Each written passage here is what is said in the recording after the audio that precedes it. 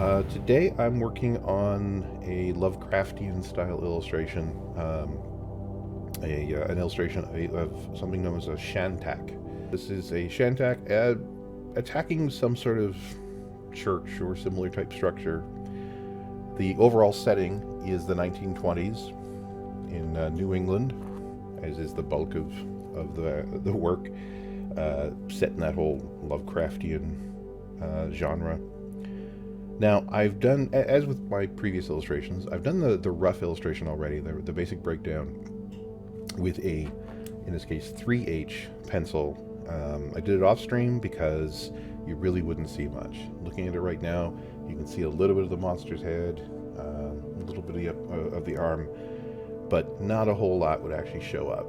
So my plan today is to tighten that element up, bring up more of the overall design with a HB lead in a mechanical pencil, and then I'll be going over darkening, making it a lot more rich and detailed, using a variety of other darker pencils. So for now, let's just get started on the face. The head of the monster, I'm thinking like the hunting horror illustration I just did, this will also be set during the winter. So the last step I'll be doing once I'm done all of this is using an electric eraser to add Snowfall. So, but let's deal with, actually the first element I want to draw, I was thinking I was going to start with the head. There's a lamppost I have falling in the deep foreground. So let's just get that set up.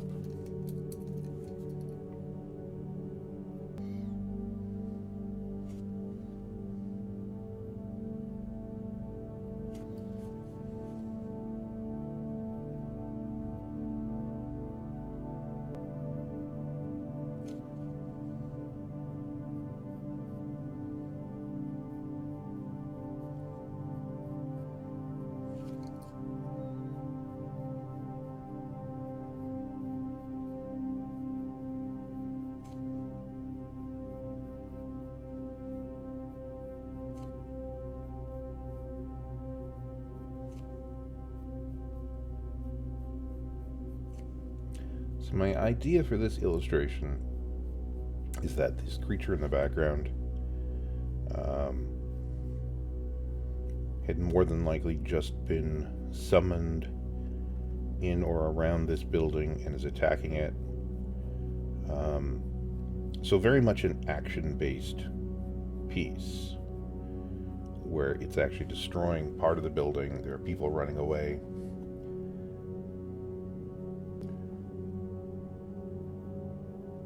This is why I got this lamppost falling over in the deep foreground to help with the drama of the situation, creating this dynamic feel of everything moving and breaking apart.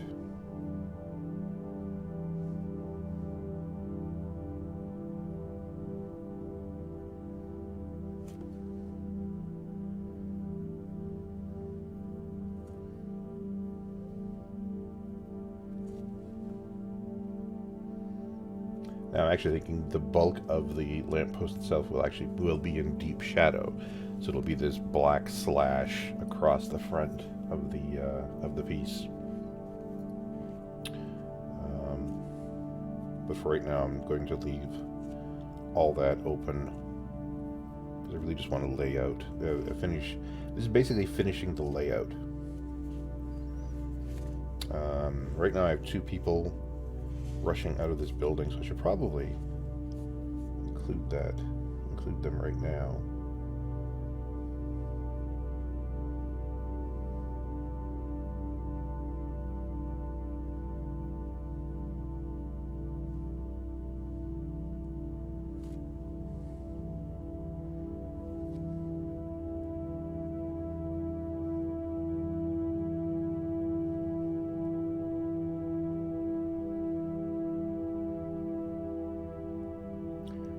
One way to heighten emotion in a scene, there is a quote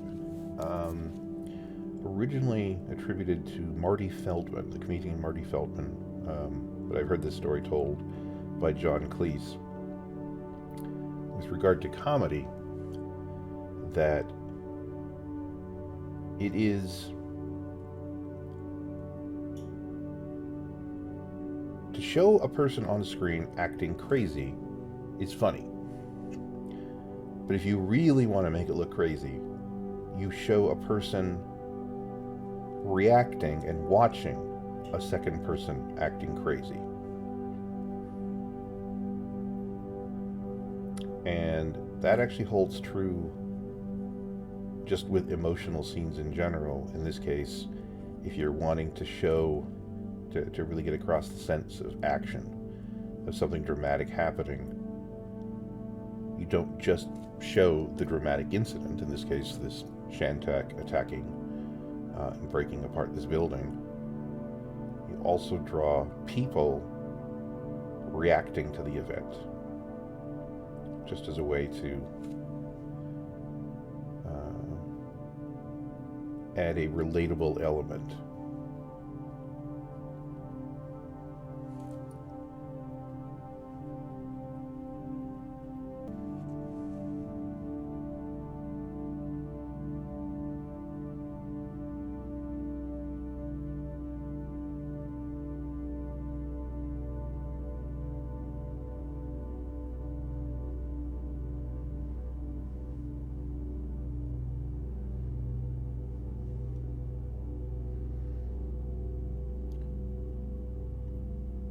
Actually, right here we're going to address something.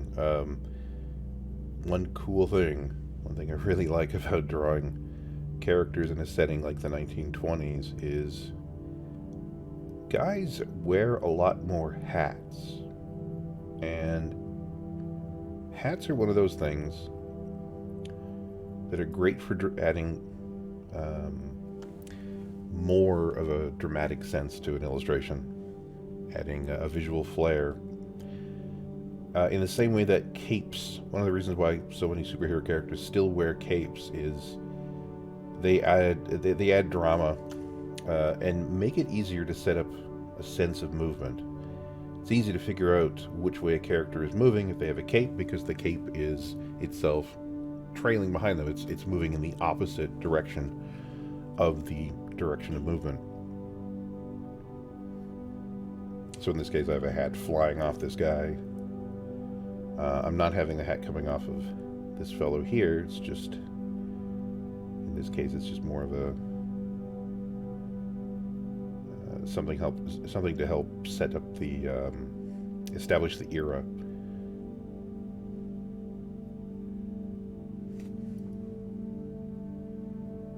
But things like that, like trench coats, anything that adds flowing fabric, are good for adding drama and increasing a sense of movement.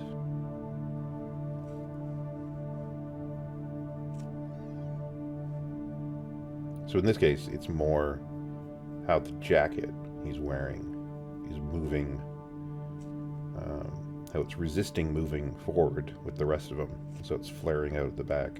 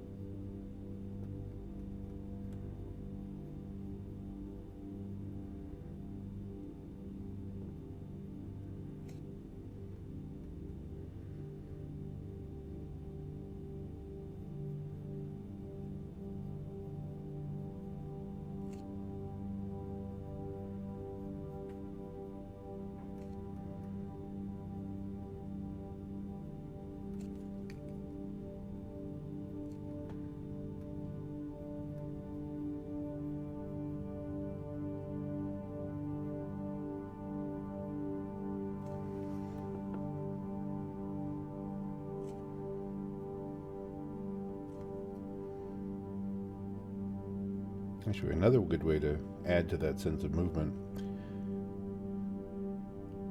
I could have him having been carrying a briefcase. So in this case, he's let go as he's running in the area, and the briefcase is now just kind of flying off to the side.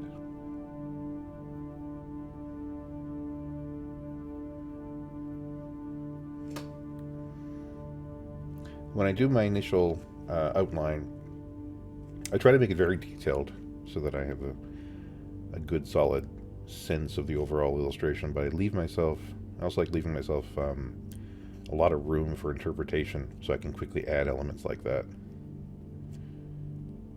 If I realize a flying briefcase or some other element would help serve the drama, then I can add that in. But that would also be an element that if there's too much of that, then it ends up being too busy and can actually cover up what you're trying to do, making the image far too confusing.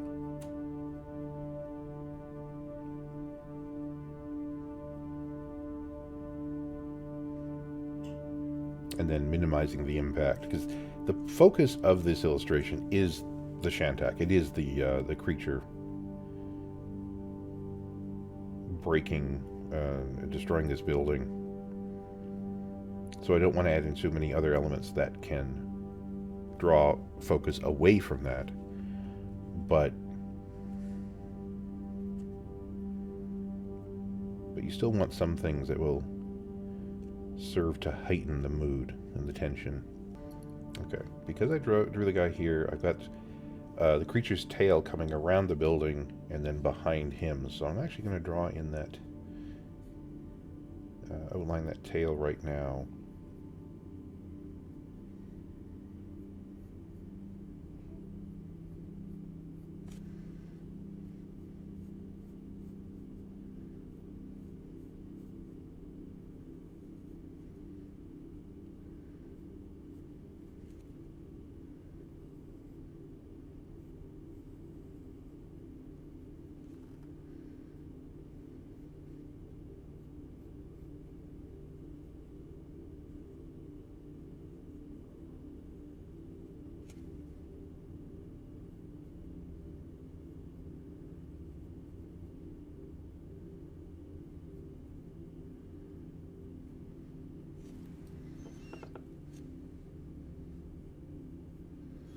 There's a lot of elements of this particular creature that are very similar to how I would treat drawing a dragon, of which I like to draw a lot.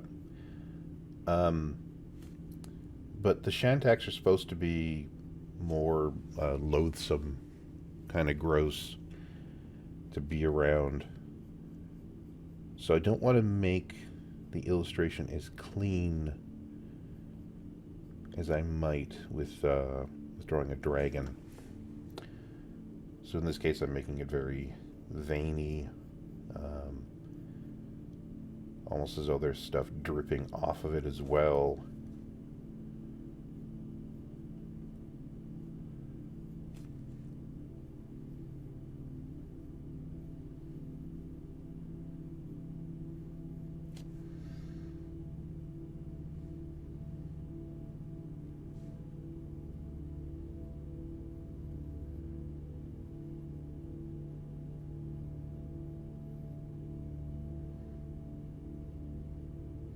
Now, some of these would be details that you would end up not seeing in the final illustration due to the way I'll be lighting it.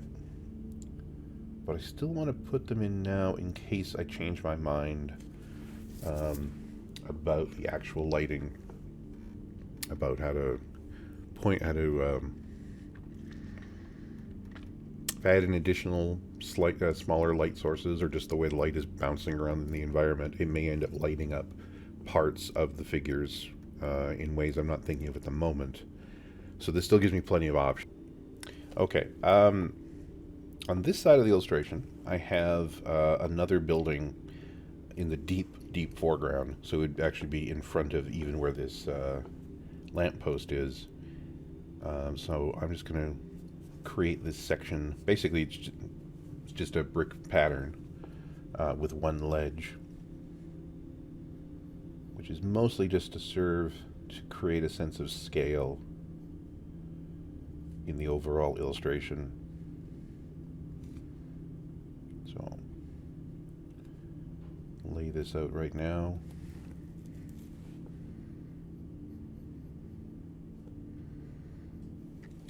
When I go to do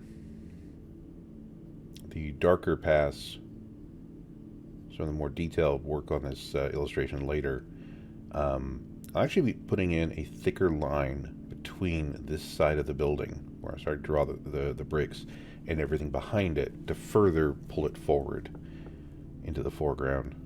But for right now, I'm not going to do that. Okay, so one thing right here about, I was talking about the,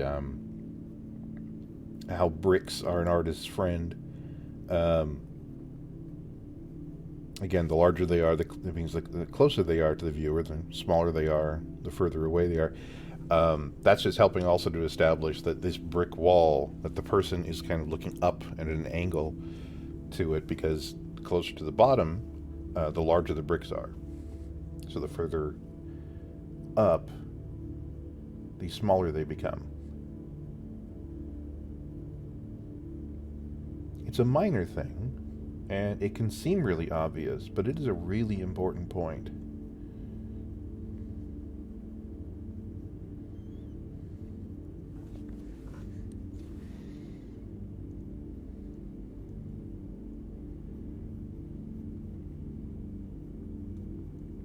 Not to mention the fact that, again, comparing it to a flat concrete wall, bricks add a lot of visual interest. They don't tend to look terribly boring because there's a lot there. They're also a relatively simple pattern to replicate. Now, I'm thinking there probably will be more bits of things flying through the air around these two figures, but I don't need to worry about it at the moment, so I actually want to fill in this stairwell that they're falling down. So Shantak is definitely one of the lesser known Lovecraftian entities, because it's from the dream cycle of his work, which isn't as well known as the Cthulhu stuff. But, as I was mentioning before, I like drawing dragons an awful lot. And there's a lot of elements to this monster that are very dragon-like. So I thought that would be a fun thing to play with. Kind of like similar decision to what I did with the illustration of the hunting horror in my most recent video, where a lot of elements of that are very similar to what I would do when drawing a dragon.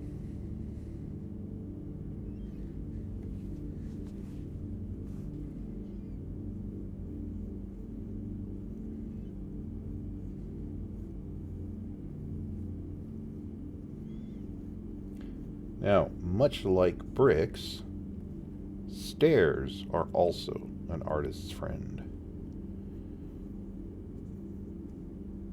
in that it's a relatively simple pattern. It goes a long way to help establish depth and setting.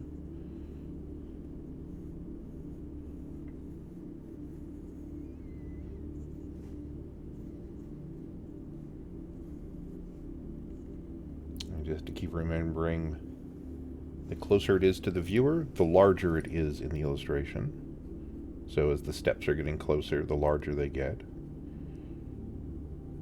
Again, seems like fairly simple notes, but you know, it can be surprising how often I'll see people getting that wrong, or just not paying quite enough attention to that.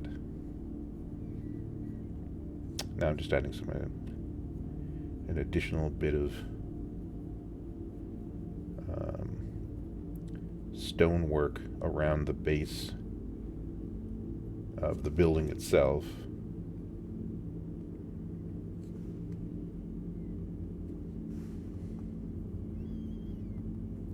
being an older set of stairs on a big public building.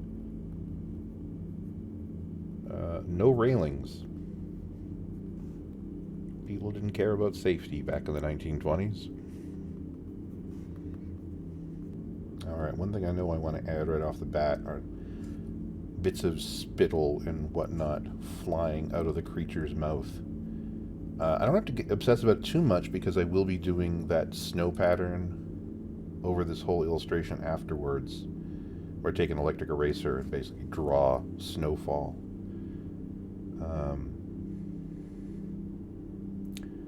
But this way, there's just a little bit of extra grossness to help establish the character, the character of the Shantak. I'm sure I'm going to call it a dragon periodically, but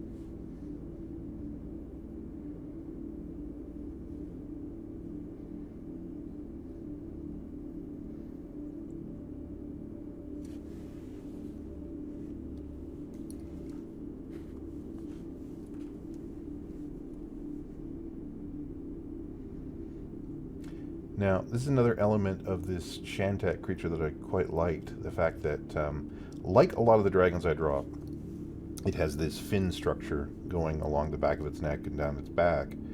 But in this case, it's a very spiky, again, going with the theme of Lovecraft, a very fish-like fin design. So it ends up being a bit more unsettling than regular, the sort of regular dragon work I would do would look like.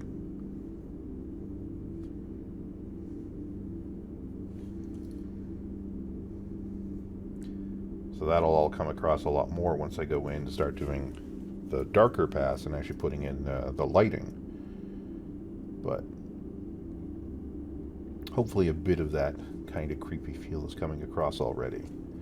Now that I'm working on where the creature's left shoulder and arm are coming in through the building, I also want to make sure to include parts of the building, like the windows and such, breaking apart and moving forward.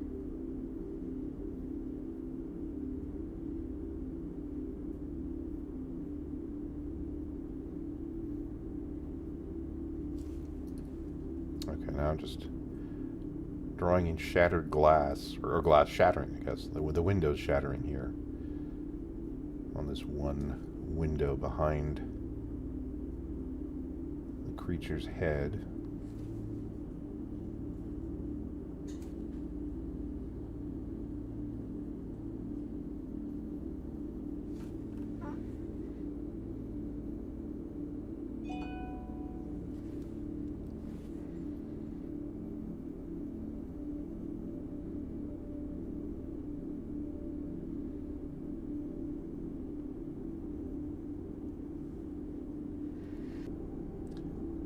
Shaving part of this,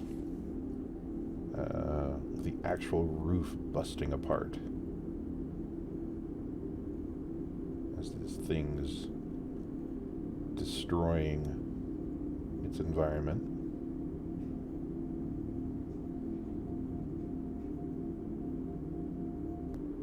Okay, here is one of the elements. Earlier I was talking about bricks. How bricks are an artist's friend in helping to establish distance and direction of backgrounds, just overall settings in an illustration. This is actually another great use of bricks and how they can really aid an artist. This building that the Shantak is crashing through, I'm also having made out of brick. But instead of drawing out each individual brick like I did here in the foreground, so they're very large, instead, I just want to add in the suggestion of them as these broken lines, and then periodically just cross, just put in a quick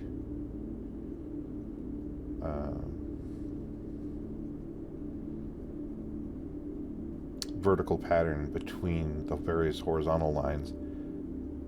And I'm not going to be super accurate about it, super detailed, because they're so far away that your eye just wouldn't pick out all that detail in real life. But adding in a little bit of it here and there really helps to establish the reality of the setting, and frankly to establish the distance between this brick wall and these bricks. If we assume the bricks themselves are the same size, it can really help with adding to the scale of the drawing.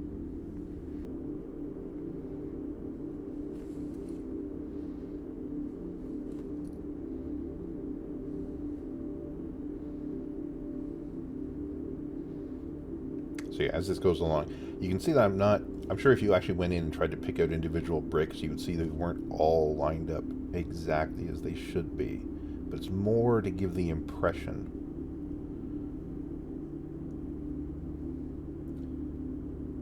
of how they're working.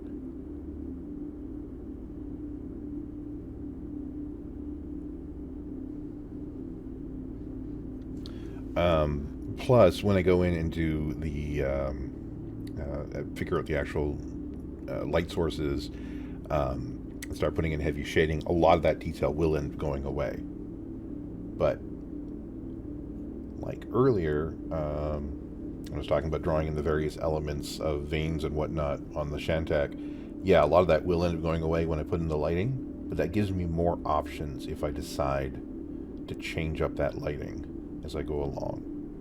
So I like going into an illustration with a plan, but I like it to be a flexible plan. If I get an inspiration during a particular part of the illustration, that I have enough room for interpretation, that I have enough, that everything isn't so set in stone that I can't change up stuff.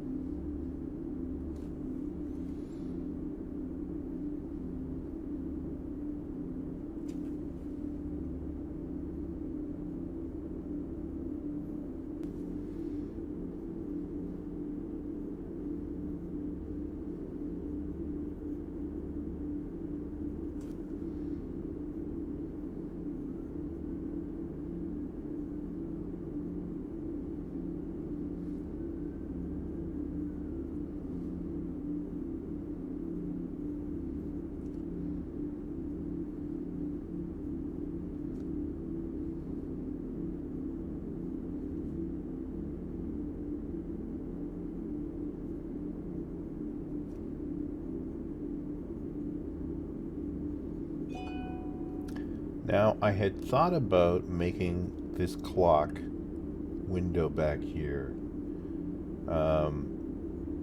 designing it as a 13-hour clock. Do to the association with the Lovecraftian stories by Brian Lumley, where his central character, owned a grandfather clock that struck 13. But I thought that might be a little too precious. I don't know. That's not quite the word I'm looking for. But it might be a little, well, frankly, a little bit too obvious. I'd rather that there only be one overtly weird thing in this illustration, the Shantak itself. I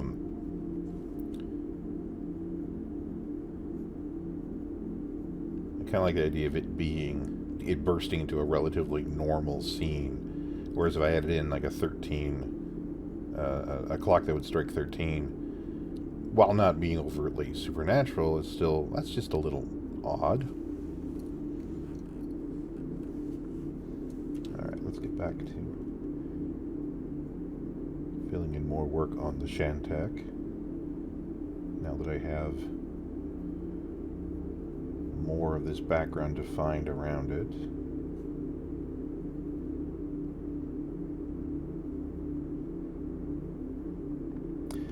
But that can definitely be a problem with doing any sort of supernatural,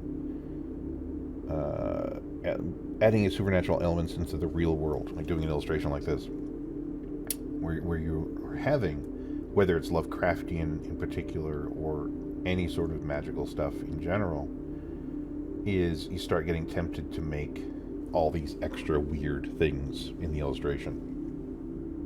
And too much, a little bit of that is good, but too much of it can diminish the impact of the weird elements. I compare that to, if you do an illustration where every single thing in it is weird, then none of it feels weird. Then the whole thing can just feel like, if there are a dozen vampires in the illustration, then it's an illustration of a dozen vampires. If there's one vampire in an illustration, it's much more easy to establish that as being, this is an illustration of people reacting to a vampire. Like,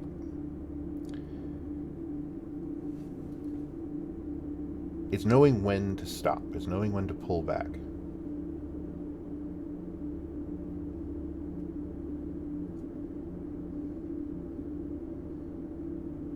You know, it's all about intent. It's all about what is the type of, what's the mood I'm going for? What's the type of illustration I'm going for?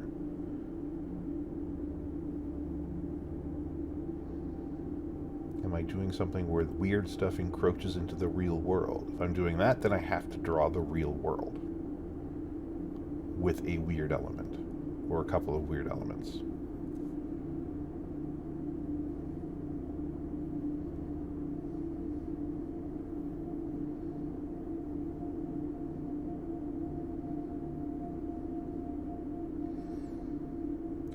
When I would teach illustration in schools, and I was teaching character design and just being able to draw people, using a comic book illustration as kind of the baseline. That's as a starting point, as a way to approach the illustration. And kids would ask, if you're drawing a comic book, what's the most important thing to learn when drawing comic books and drawing comic book characters? I would say, and this matters a lot, you have to learn how to draw everything.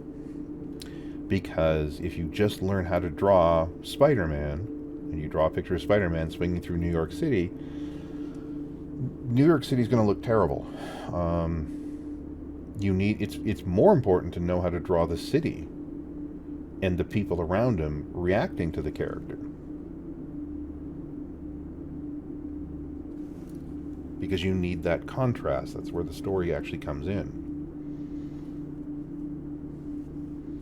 So for something like this, it isn't enough to know how to draw a supernatural creature. It's actually, can you show that creature in the real world? Because then it gives it weight, it gives it meaning. It isn't just, oh, I've just drawn this wacky creature. It's, no, I've drawn this scene where people are running for their lives because there's this horrific beast.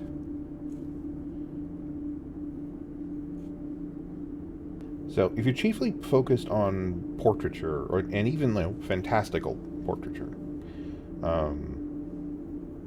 you just want to do pictures of monsters, or you want to do pictures of superheroes or whatever, concentrating on those elements, that's fine.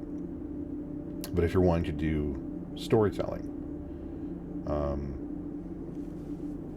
then it's actually more important to be able to draw the setting that they live in, that they're inhabiting, or that they're breaking into.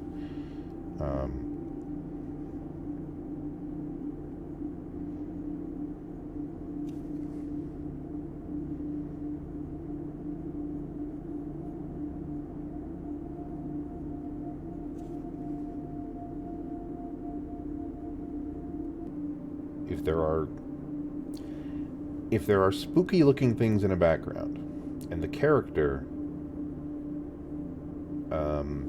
fades into that shadowy background as well, then it makes the character look as though they're part of that environment. They are one of the spooky things in that setting. But if you draw the same background, the same suggestion of spooky things back there, but the character is lit as though there's a little bit more lighting, say, behind them, it gives the impression that they're defying the other things in that setting, that they're not one of the spooky things. They're, well, typically in my illustrations, that they're there to go against them. Now I want to get into the other side of this Shantak.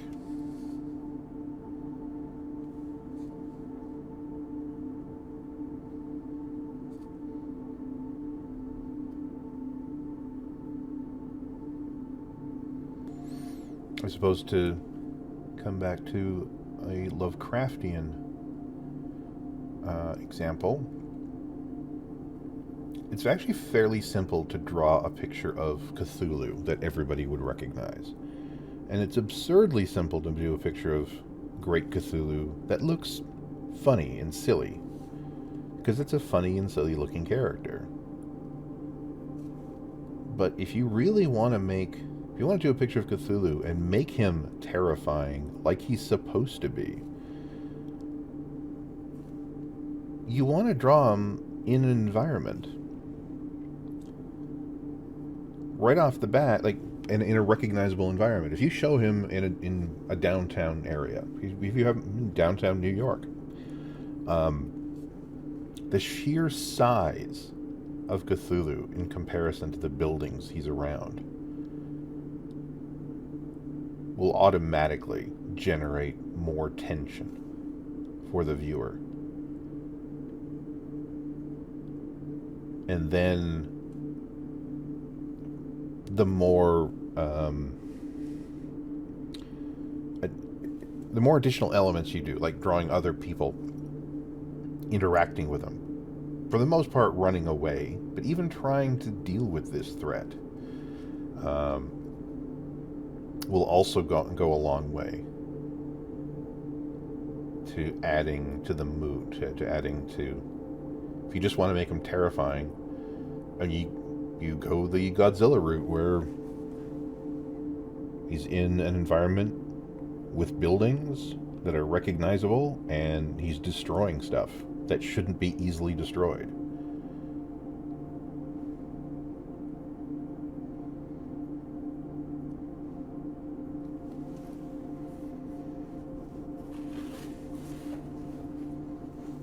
So in this case, I'm drawing a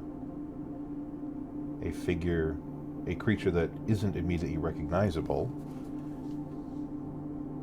so nobody would know that they're supposed to be terrified by it, except for the fact that it's huge. It's destroying a building. There are people in the foreground running away from it. The more things that you can play with like that, the more emotional connection there will be with the viewer.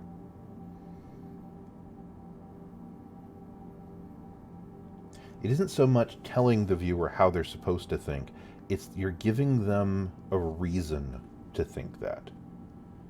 I'm not telling the viewer they need to be afraid of the Shantak. I'm showing other people being terrified by it and giving them the opportunity to empathize with those characters, with those other people around here.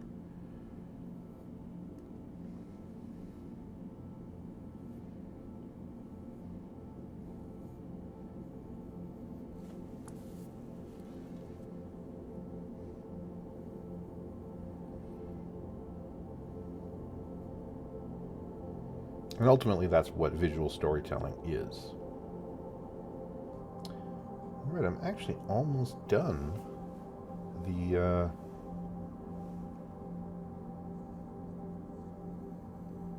HB layout of this illustration. I want to add a few more background details into the rest of the church here,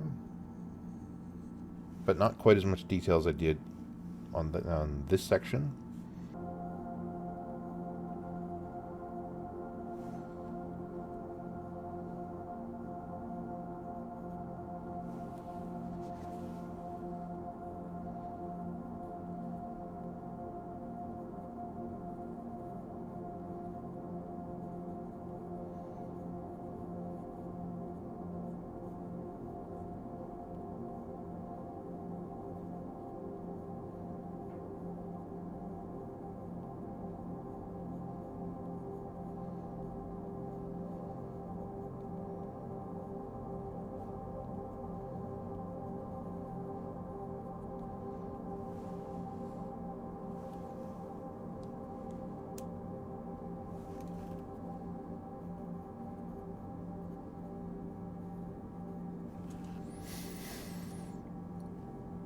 And so this part of the building is jutting out. So I'll have the brick, the lines of the wall moving at a perpendicular angle to the ones facing this way, because this wall is now facing this way.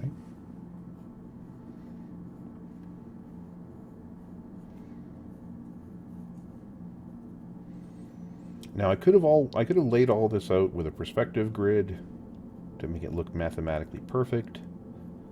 I tend to not do that. I tend to prefer to eyeball it, use elements like brick walls to aid with figuring out the proper perspective, but I don't worry about making 100% accurate, because that's frankly not how reality works.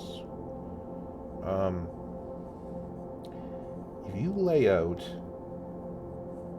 a sidewalk, a building on a street, so you're showing the building and the sidewalk and the roads, and you make everything laid out on a perfect perspective grid. I'm not going to get into all the detail on what a perspective grid actually is, but the quick and dirty answer is it's a shorthand way of making things look like they inhabit 3D space correctly. The problem with adhering too close to a perspective grid is that everything looks very artificial. If you lay out a perfect grid and you have all the sidewalks line up with it and all the buildings and the windows and all the buildings line up perfectly, that works for certain types of buildings. That works for a relatively modern, at least post mid-60s. Skyscrapers and, the glass and steel edifices. But for an older section of town, and certainly something like this that's set in the 20s, ground buckles, walls can curve over time. Sidewalks in particular, that's what the example I was going for. Sidewalks are will perfectly follow a grid pattern when they're made, usually.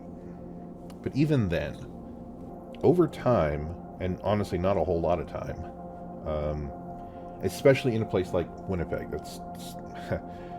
that is so affected by the elements, by the change in temperature over the year. Sidewalks and roads buckle, and just from the environment, just from temperature, they will change shape. Also, the action of people walking over those sidewalks will reshape them. They have to be rebuilt and resurfaced periodically. So there are no straight lines in nature, at least on our level. So I have a tendency to prefer to eyeball perspective grids. There are times that I've done them, and there are times that I will still do them, but it depends on the type of illustration. And something like this, where it's all brick construction, I want it to be a bit more human and a little bit more lived in. I'm going to add in a series of windows. That'll give me more room for adding in light sources in the final version, deciding where my light sources and lighting actually will be.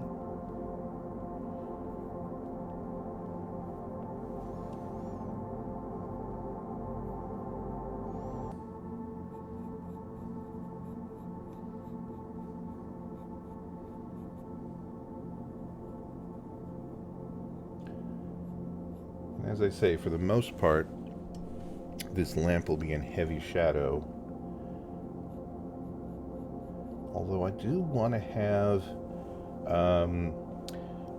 there's actually... this is going to be a snowy environment. So some of the light that's bouncing around in the environment will be bouncing off of snow on the ground below the illustration and back up onto the lamp. Onto this lamp post. So I actually want to create a bit of a line of light.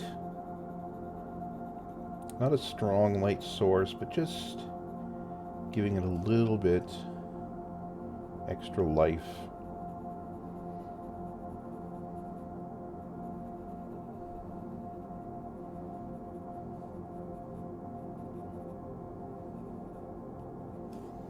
So it has a bit more of a three-dimensional feel rather than just having an edge light on it and acting just as a silhouette in the foreground.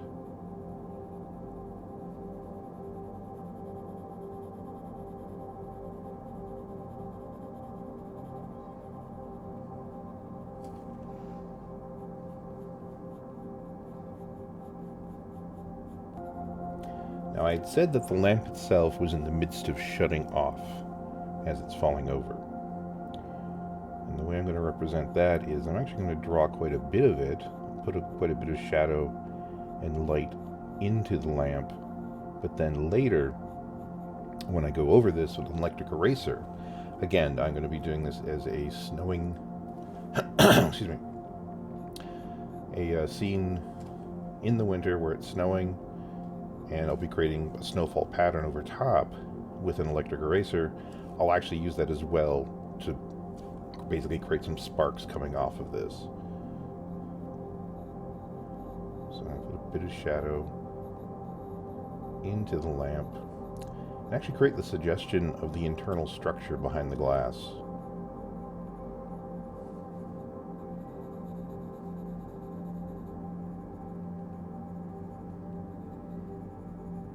Might actually be more dramatic if I were to create it as like a gas lamp, but I'm not sure that was actually being used in New England in the 1920s. I think by then they had switched over everything to electric public lighting.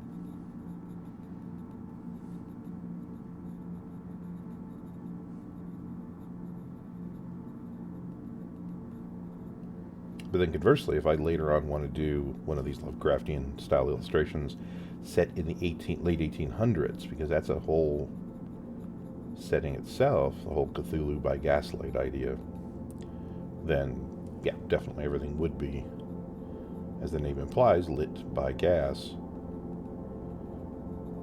Alright, so we'll just have a few bits of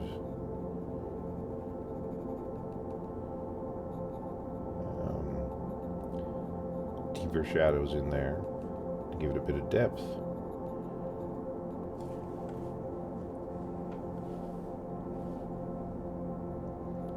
And then continue on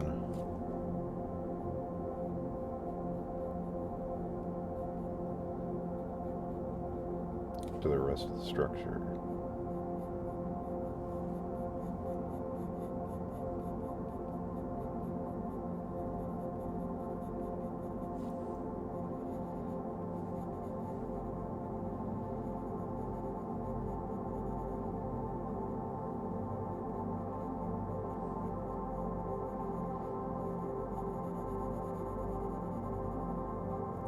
Now this portion of the lamp aiming this way will actually have less, it won't really be reflecting light from the ground, from the snow on the ground, but there'll be a slight rim of light from the interior space of the lamp.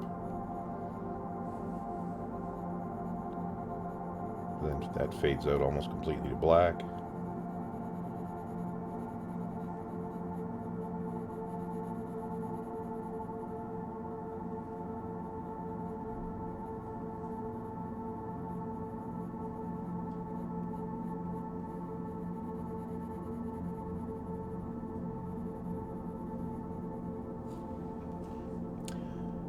Then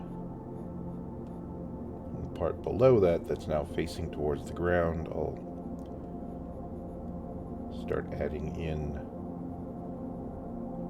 that small light source, that small amount of reflection from the ground.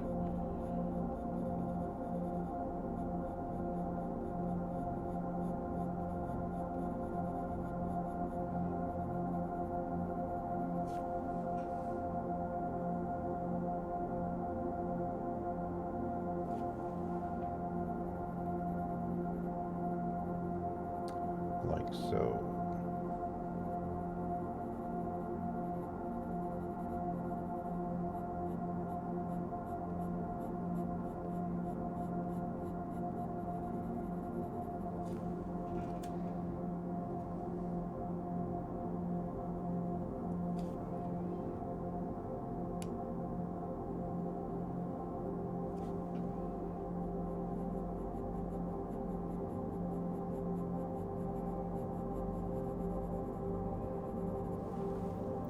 My approach with all of these illustrations is that I basically think of it as every time I do a drawing, every time I do a pencil piece, I'm drawing it at least 3 times.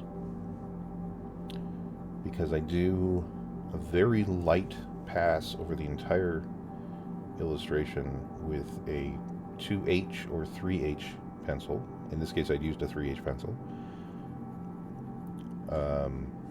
And as I've said before, that's the kind of thing I don't do on stream or on video, because it just can't be seen really by the camera. I then go over it a second time with an HB pencil, and that brings it up to the level that everything is here right now, where it's actually it's relatively easy to see. That gives me a chance to add in extra detail to make any major changes that I would still like to do. If I realize some anatomy was fundamentally wrong, or I had the perspective on the building lined up wrong, at that point, because I had done the first pass with a 3H pencil, very easy to go in and fix that and make those adjustments. Going over with the with the HB pencil, while darker, you still have room for adaptation. So that when I do this third pass, I start going over with the B series of pencils, in this case 3B, although I will darken things up later with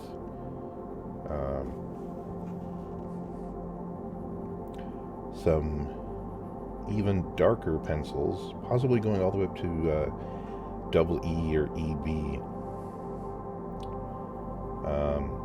At this point, I still have room for adaptation.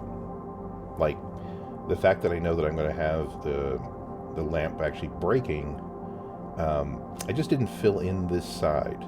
There is a line on this side of the actual lamp itself.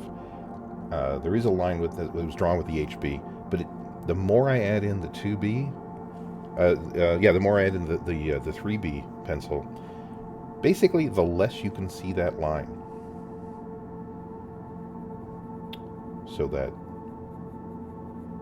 it doesn't even necessarily need me to go over it later with an electric eraser to really pick that part out to create even more of a burst effect. I will, because it'll make it even more dramatic. But if I was to leave it, you still get the impression that there's something at least glaring. There's light at least glaring off of that. Okay, as I get the lamp closer and closer to the ground, I'm actually going to fade out this one highlight I'd put on the side, on the left side of the lamp. Still going to maintain this slight edge light on the right hand side all the way down.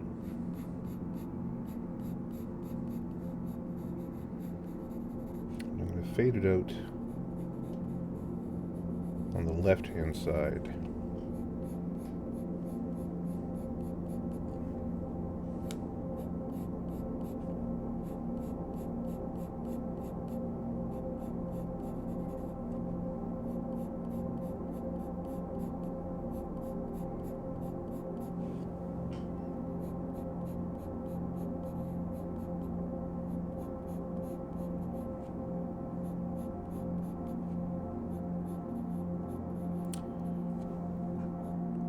But then I'll make sure it's there as it gets closer to the light itself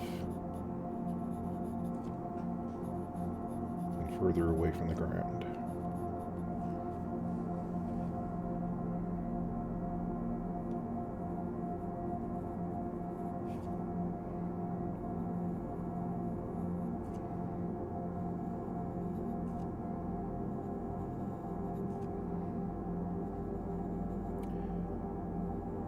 Now, there's one thing I had neglected to do on the HB portion of the illustration on the previous stream. I've mentioned a few times how this is going to be a winter scene and there will be snow falling. But I didn't actually draw any snow in the environment already, specifically on the stairwell. So that's something I'm going to be changing right now. Now, it made sense to draw the stairwell as is to get the structure of the stairs, to get the individual steps laid out. But now that I've got that design there, I actually want to show snow piled up on top of that. And not just individual footprints in that snow, but actually larger patterns where a lot of people would have been walking up and down these stairs. So snow would appear to build up on the sides. It isn't so much as the snow built up on the sides as it got cleared out of the middle. So once I finish this pass on the lamp, I'm going to start adding that in. So just make sure it is all on camera. Okay. Now I got this guy running. I actually want to tweak his face a bit because he's looking a little cartoony. Got this guy running, so there will be snow kicked up behind him. But yeah, they also have pre-existing snow patterns, or patterns of wear in the snow.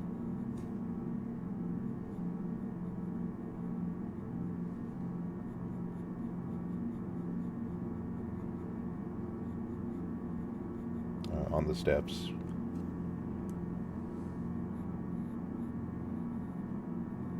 Just want to kind of outline a bit of that right now.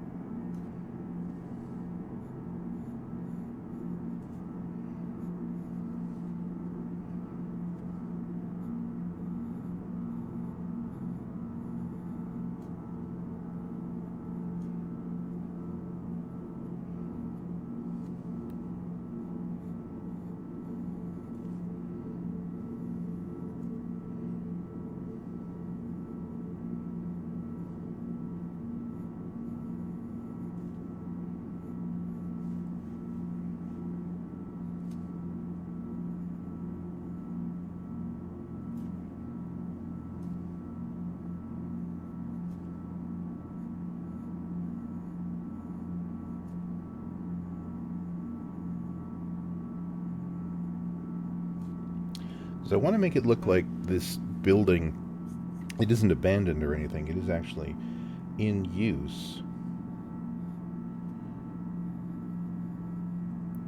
So not only would the steps have been misshapen over time through the number of people walking up and down them,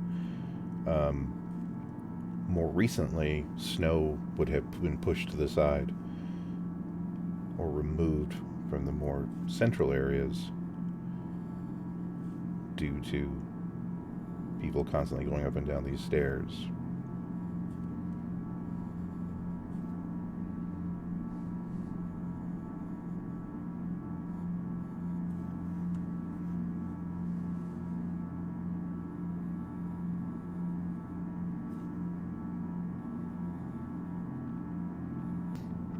Now, I wanted to have light coming from below, but it's more focused on the Shantak and on the front of the building than necessarily on the snow, on the stairwell. So I would consider that as though there were other lampposts about here, just off camera, behind the viewer and off to the side. So the light would be coming across, lighting the tops of the steps, but then lighting the front of the building and the Shantak. So that means I can actually put in a fair amount of shadow into the stairs. But I won't be putting a lot of shadow onto the snow, because snow being so light and so reflective, at least here,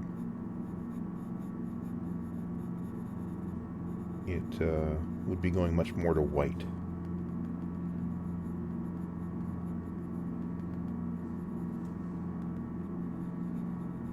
Now certainly you can get really deep blacks in snow, but there has to be a much more of a lack of light in that environment for that to happen. And in this environment, there's a fair amount of light. So even if it's not directly being cast onto the snow,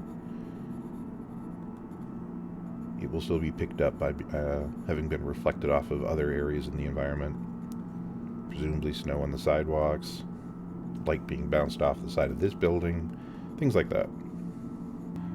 Now I want to work on this little guy running. And yeah, I was feeling his face was just slightly cartoony. But I think I can fix that with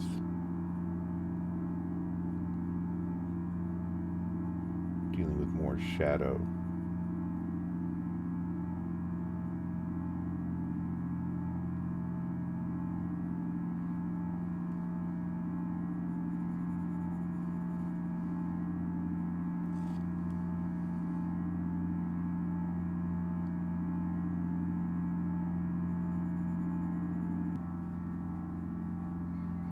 another thing I'm conveying, or that I'm looking at conveying here, is that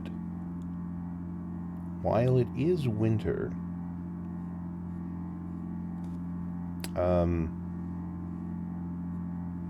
if a viewer was looking at this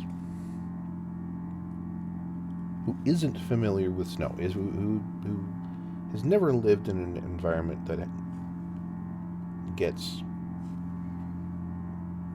any snowfall,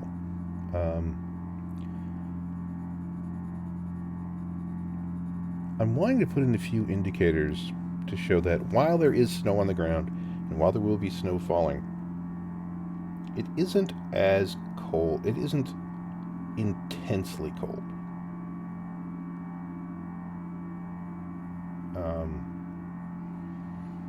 Like, for instance, this scene would not be taking place. It would not be as cold in this scene as it is outside my window right now at minus 22 Celsius. The two people we're seeing are wearing relatively light jackets. They're not wearing full-on parkas.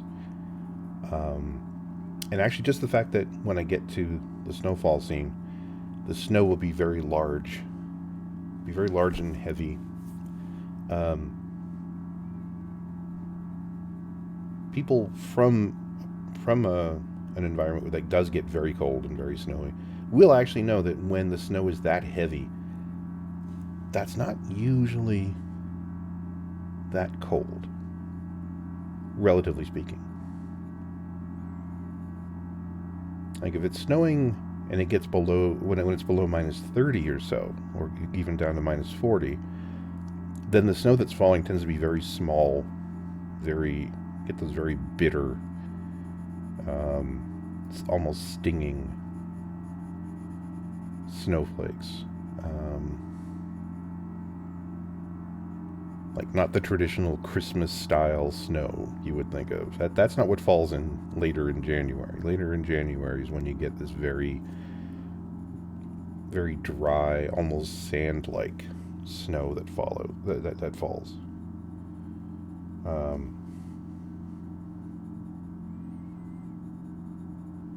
So it's a minor thing, but I know in general you don't get temperatures or snowfalls like that in New England.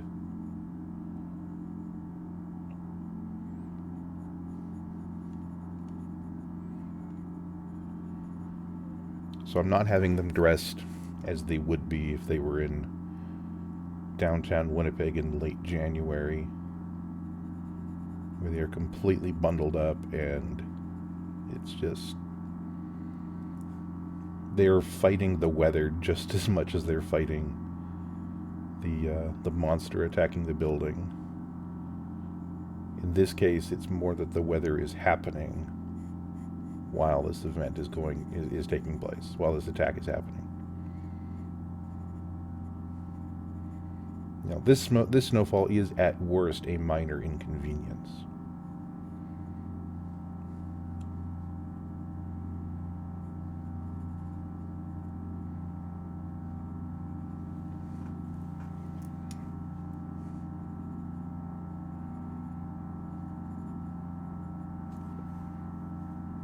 This won't be the snowfall, for instance, where if you had to quickly run outside to say, take the garbage out, or grab wood from an outside wood pile to bring inside. If you went outside quickly, so you didn't put on your jacket, and somehow got locked outside, that can kill you. I mean, I'm kind of laughing at that, but it's also completely true. It absolutely can kill you. This won't be that cold. This won't be that kind of setting.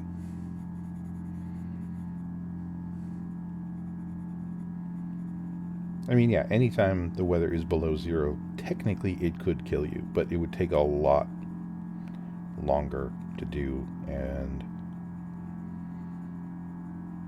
it's much easier to protect yourself from that. You get down below minus 35, minus 40, and you're outside without a jacket, and you get locked outside, that's a problem.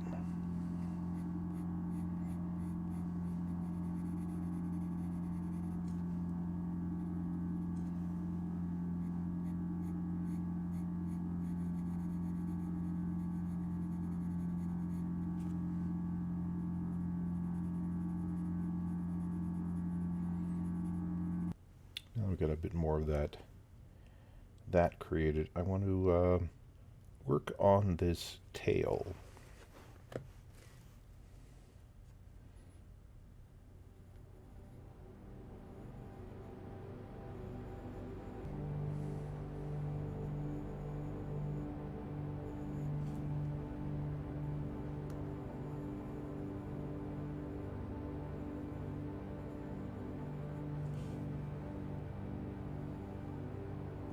So yeah, quickly outlining the tail.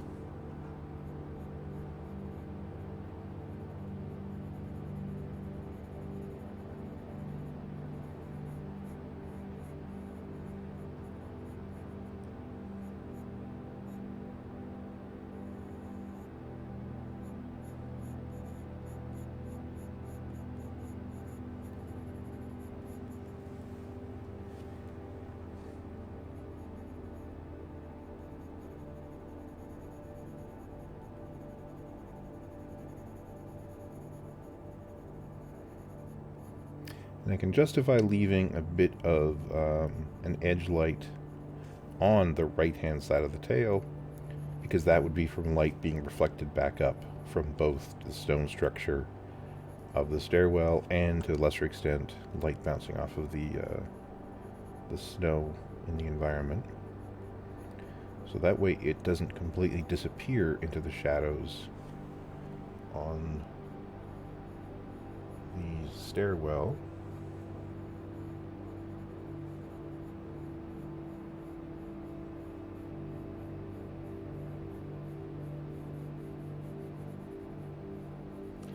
Since this scene is a bit more action-based, because it's actually destroying stuff, I want to have parts of the creature more visible than... If I was just going for a mood piece, where it was just looking like some...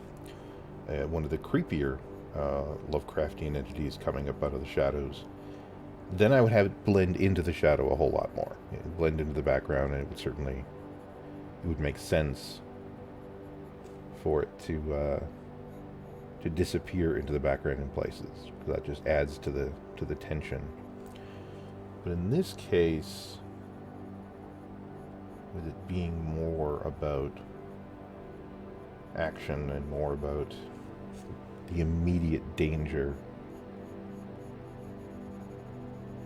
I want to make certainly most elements of the creature relatively easy to see.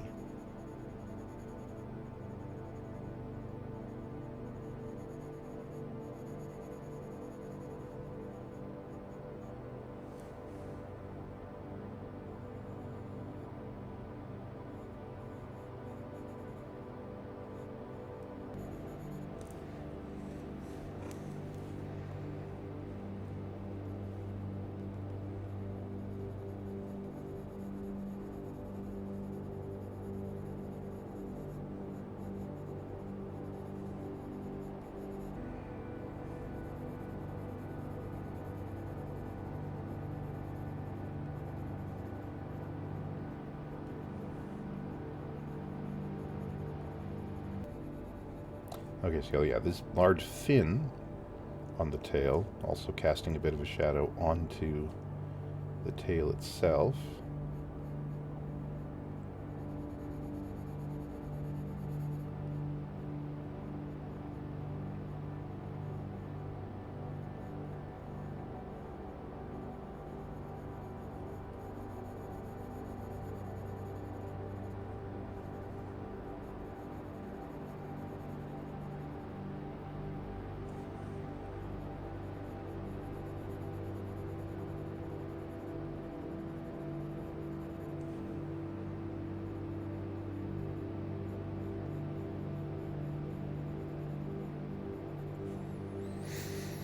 Now, in the previous stream, I had discussed how even though I know a lot of certain elements of the drawing will be going into heavy shadow and wouldn't necessarily have a whole lot of detail, I was still drawing, at the HB stage, a lot of extra elements, like the kind of vein pattern or whatever this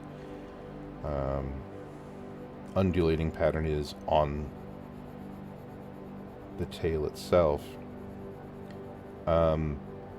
because that gives me the chance, the option to choose to use that as a place to start from when creating patterns of light and shadow. Like if I didn't want to make, if I decided to not make the tail super dark, then I could pick up more light from the surrounding area bouncing into these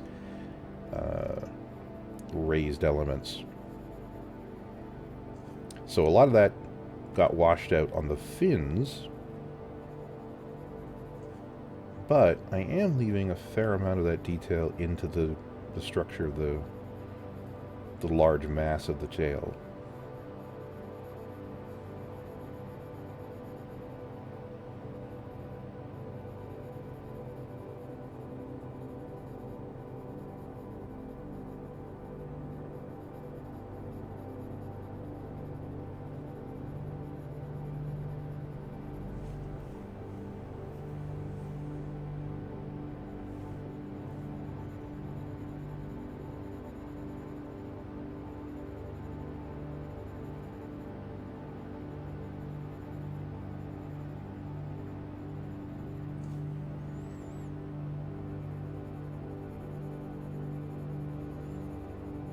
Okay, I want to create a slightly darker terminator line along the tail. So that'll show where the mass of the tail is at its absolute darkest, but then starts curving back and is picking up light from below it, picking up light bouncing around the environment back up onto the tail.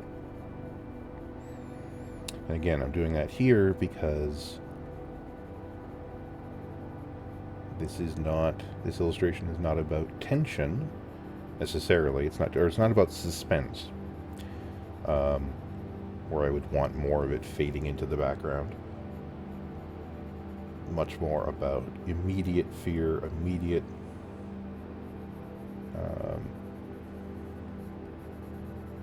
action, I guess.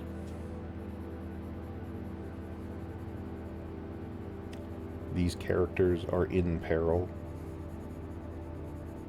so you want to have a better sense of what it is that's generating that. And generally, I also like making the central focus of the illustration. That's where I like to put in the highest amount of contrast between light and shadow. So the Shantak thing itself will have the deepest shadows and the brightest highlights. Basically, the largest amount of contrast for emphasis, to really draw attention to it being the central focus. And while that seems obvious, given the fact that it's about this creature attacking this building and these people, there are actually a lot of different ways you can use that. If I did the same scene But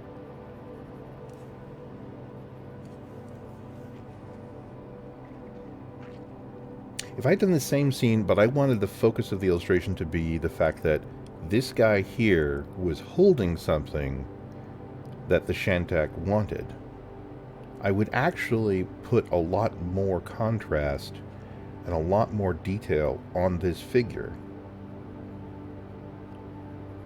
to draw attention to him more so than the monster. So in this case, the focus of the illustration is the attack, but this could very easily have been about the focus of the illustration being what it is that the Shantak is attacking, why it's there. Actually, I created this this part here, little base of a pedestal or something jutting out earlier. That's a good place to drop a shadow.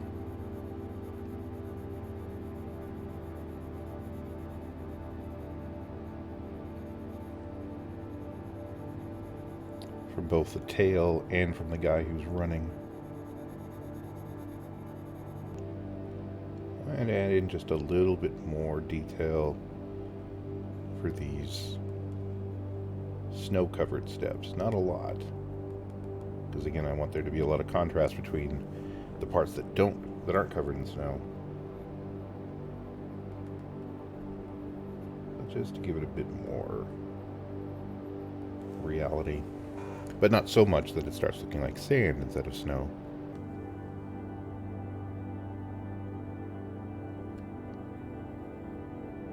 The interior of the mouth will actually be a very heavy black shadow.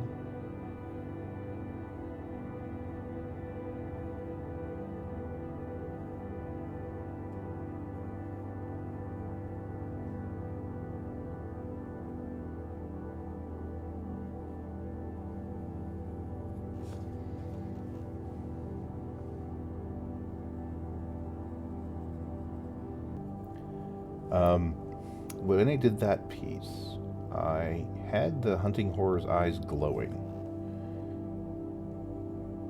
I'm kind of tempted to do that with the Shantak as well. It's not really described that well. That's honestly kind of one of the fun parts about doing Lovecraftian illustration. For all of his flowery descriptions, a lot of those flowery descriptions of the creatures you're seeing are slightly nonsensical. They don't always do a great job of letting you know exactly what it is you're looking at. Frankly, quite often it's people, the main characters in his books, in his stories, doing these long, detailed explanations of what the thing is that they're looking at that is really just telling you it's something that cannot be described by words. So it's kind of a cheat. But that also gives you a lot of room for interpretation. When an author says that a creature has glowing eyes, does that mean that the eyes actually glow from an internal light, or do they glow the same way that a cat's eyes glow? In which it just picks up. It's just really good at picking up and reflecting light in the environment. So it's very easy to make cat's eyes look like they're glowing.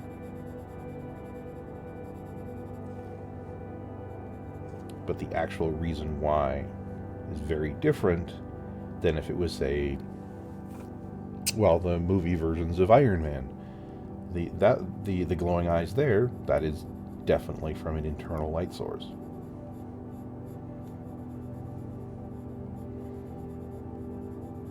One of the best ways to indicate that difference in an illustration is the eyes themselves would be drawn exactly the same way. And fundamentally, you could draw them by not drawing them. You just draw the outline. But it's then how the face and other things around the eyes look. If the the eyes on Iron Man's faceplate don't look like they're glowing because there's no detail inside of them. They look like they're glowing because the surrounding armor picks up that light. The metal eyebrows effectively are picking up pieces of the light. If he is leaning into something else, that light will shine onto that other element. Whereas a cat doesn't do that. The glowing eye effect for a cat isn't strong enough to actually reflect that light into its environment. But in this case, I don't think he said anything about the eyes. So I have a bit of room to maneuver. And like with what I did with the hunting horror, it would definitely be more accurate to describe the hunting horror, the glowing eyes there, as being more like a cat, because it didn't really affect either the rest of the face or anything in the environment.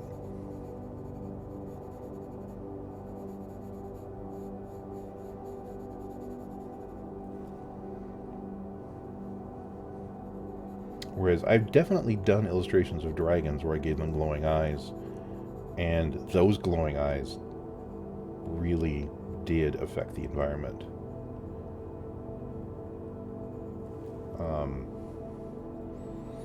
Actually, if you want to look at a really good illustration, or a really good way to see how you can effectively show glowing eyes, internally glowing eyes affecting in the environment.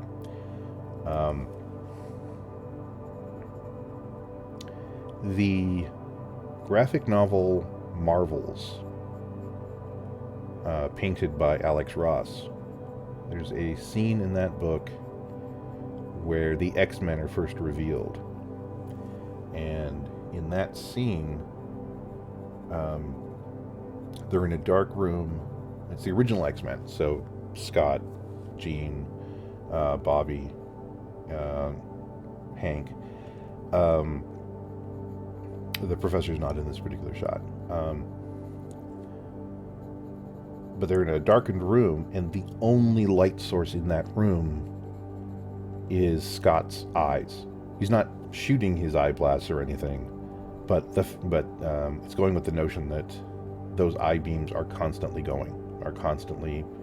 throwing light and hitting that ruby lens. So everything in the environment is reflected back red.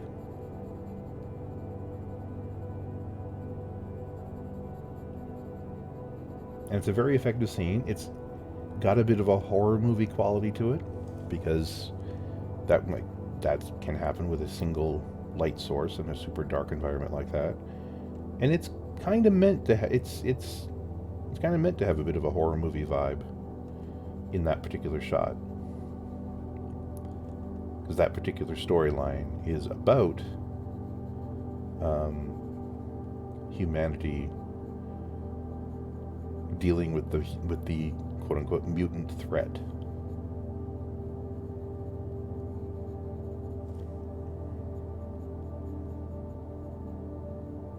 And that whole storyline is about fear. So it's a good way to intro the X-Men.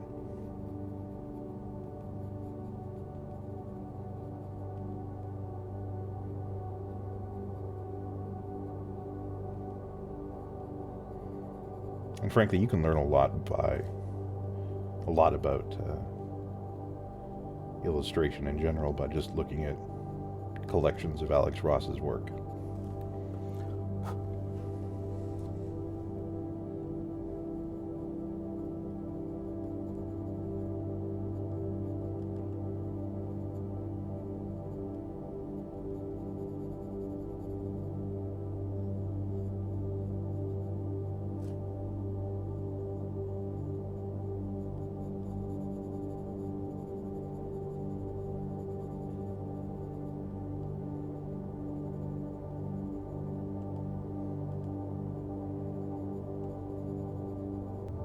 I specifically wanted it lit from below because that's a very effective method of increasing a sense of horror.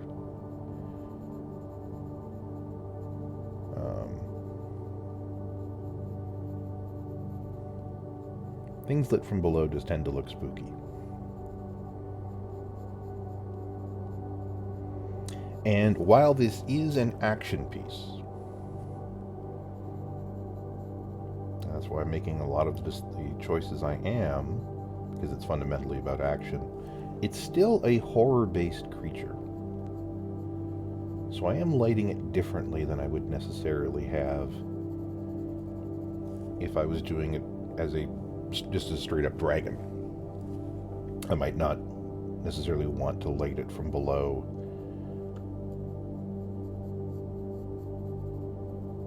Or lean into it that much, lean into the more horror aspects of it that much.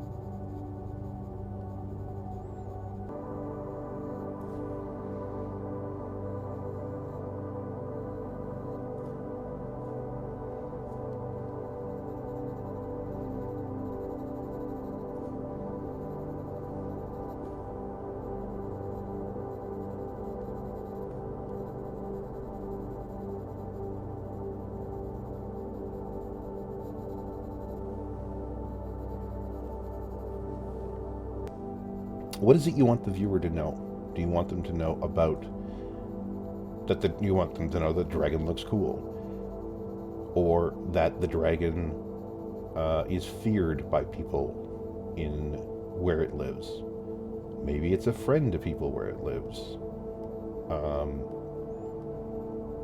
I'm big on story, on adding narrative elements, even into things like portraiture. So not everything has to do that. Not everything has to have all those elements.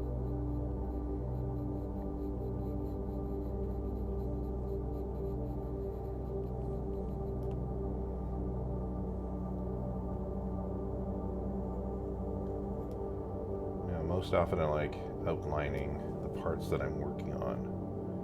The next step that I'm working on, a bit darker, and then go in and start adding the actual shading.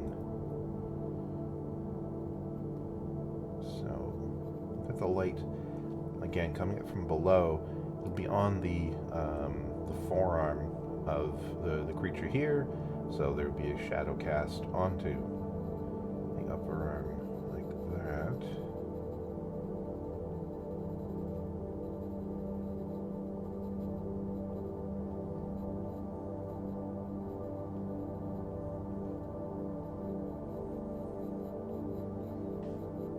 course, a softer shadow. The remainder of the upper arm.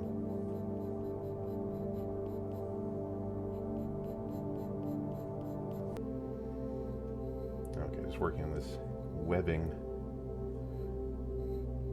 on the arms.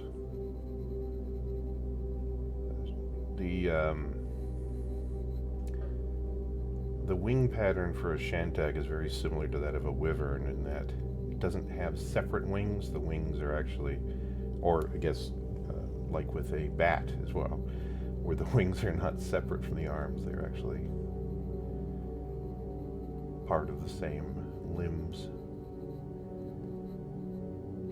And I guess one of the things that makes the Shantak design even creepier is that not only does the webbing on the outside of the arm to form the actual wing pattern, but there's also a certain amount of it on the inside of the arm.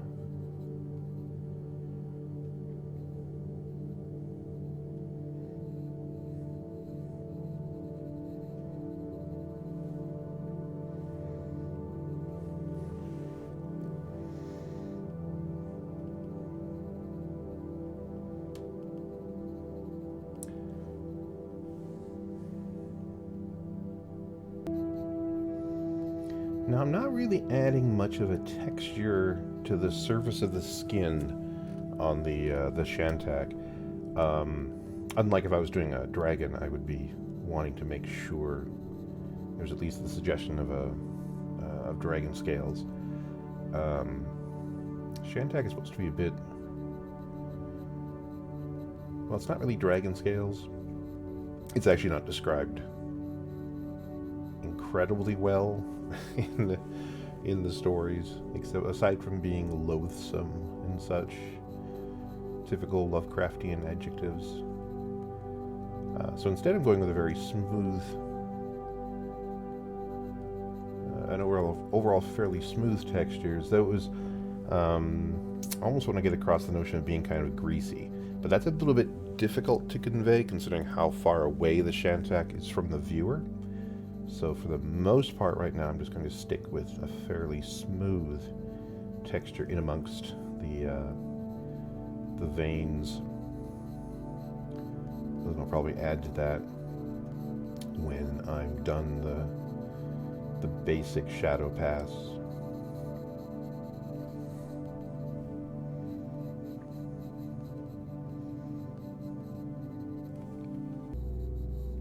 So the penciling method I'm using right now, it's actually giving the impression of the skin being maybe not completely smooth, maybe a bit rougher, but without an overt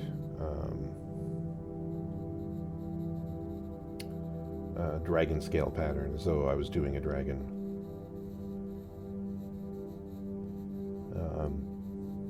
I'm kind of thinking it's almost as though the surface of the skin, to go with the notion of it being slightly greasy, that grease is actually picking up stuff in the environment. So as it's crashing through the building, there are chunks of the brickwork that are basically getting stuck to it. Not to mention whatever place this thing originally came from. Whether it had been summoned within this building and it's breaking out, or somewhere nearby and it's just crashing through it. Perhaps it was summoned in some underground tomb, of which seems to litter the work of H.P. Lovecraft.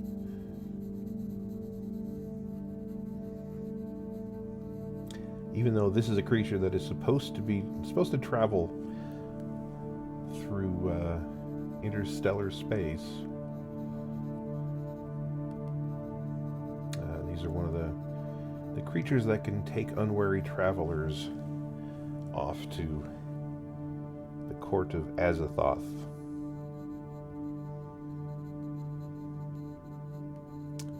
It would still end up spending a lot of time in dark cellars, or at least underground locations.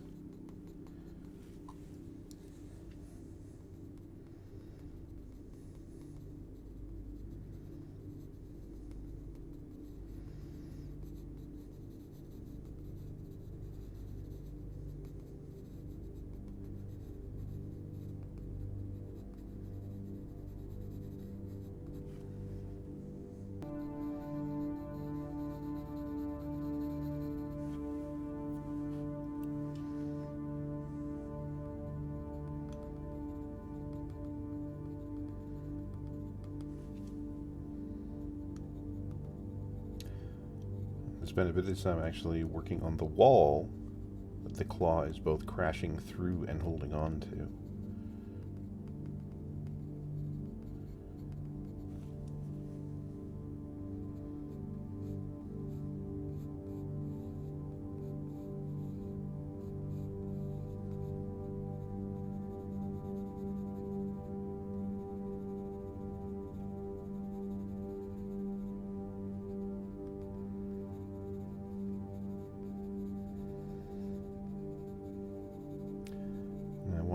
To maintain the overall lighting pattern, have it be consistent on both the Shantak and then on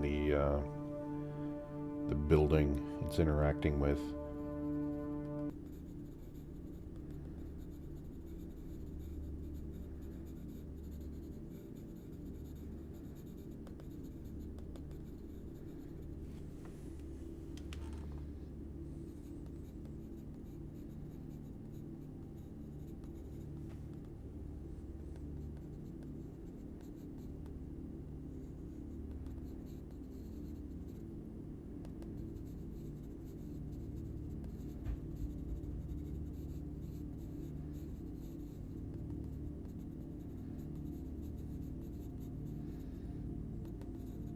I also know I want to have a bit of almost a burst of light coming off of this lamppost that's falling over off of the light that kind of give the impression it's broken, or it's being broken as it's falling over, like it's sputtering. So the gray tone that I'm doing for this section of wall is kind of fading out here as I get closer to the glass portion of that lamp. Later on I'll be adding in some effects with an electric eraser. But this way I still give it a little bit of a difference in tone.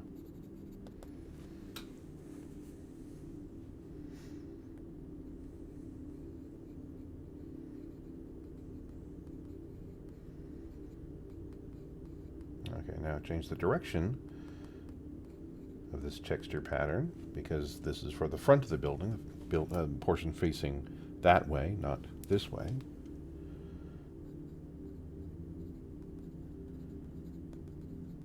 Now I want to make a bit of this area behind the claw a little bit darker to show that, again, that the light is coming from below and from the left of the drawing.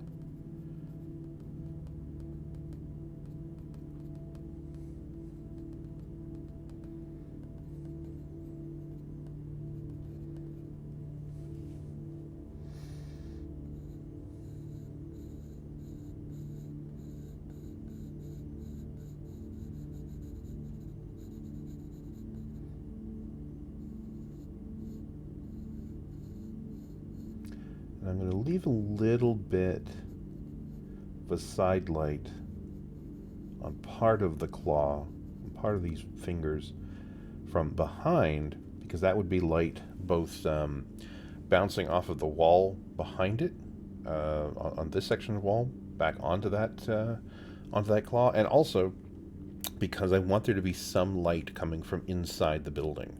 So we got windows here. If I have probably not. I probably won't have the windows completely glowing. Like, it could be things in the window blocking some of the light, but there'd still be enough that would give me a bit of light to throw on the right-hand side of this claw, just to give it a little bit more of a sense of being a three-dimensional object, being lit on more than one side.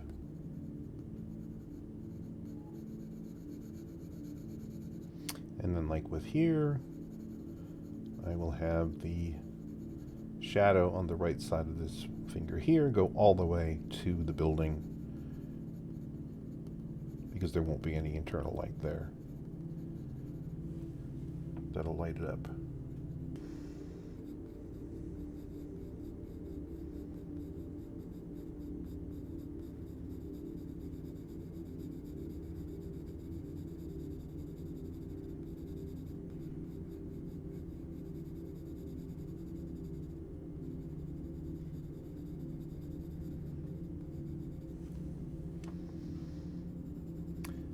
actually want the shadow on the knee to go a little darker than the shadow on the forearm in front of it, just to further separate the two parts in space.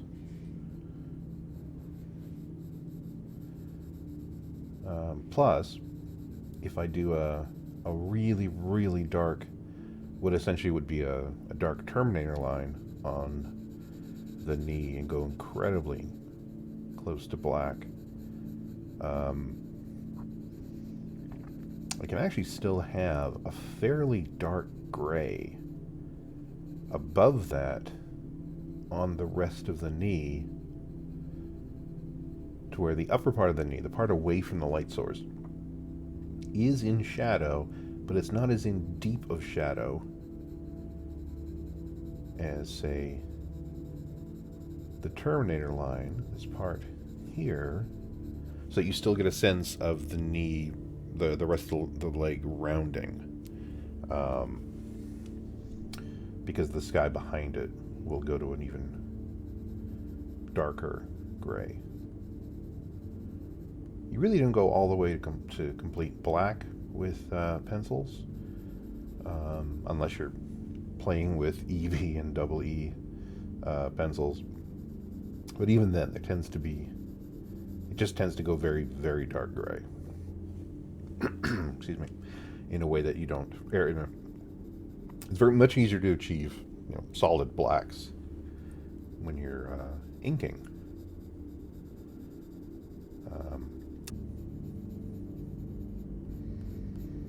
Okay, so all that vein pattern I had drawn initially on the upper part of the leg here is pretty much gone. It was just there to help me define the shape. But I pretty much knew that was all going to go away because I wanted the upper part of the leg to disappear almost completely due to the location of the light sources and how much I want this creature, this Shantak, to disappear into the shadows due to it being this horror-style figure. But if I create that pattern initially, it gives me more room to work with in case I have a burst of inspiration as I go along. Decide to start playing with lighting.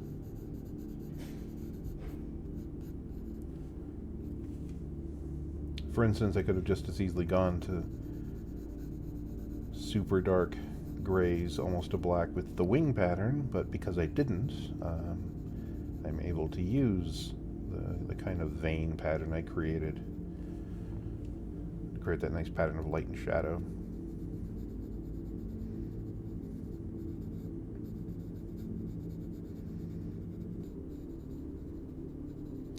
Now, overall, I want to gray out this rib cage a bit more than some of the gray tones I was using on the upper part of the back here, just to further separate it in space, not have quite as much detail.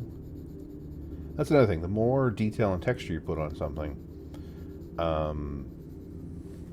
the more it brings that into the foreground. Because the further something away something is from the viewer, the less detail you can see. So if there's the same amount of texture and detail on something really far away from the viewer as there is on something really, really close, it actually kind of flattens the image. So I want to have basically more contrast between light and dark on the face, more detail on the face than I would have even at the rib cage, and then going behind that to the leg. It works actually quite well to have it almost completely devoid of vein patterns, because that pushes the leg further into the background as well, and adds even more sense of creates even more of a sense of scale to the size of this Shantak, of this Lovecraftian monster.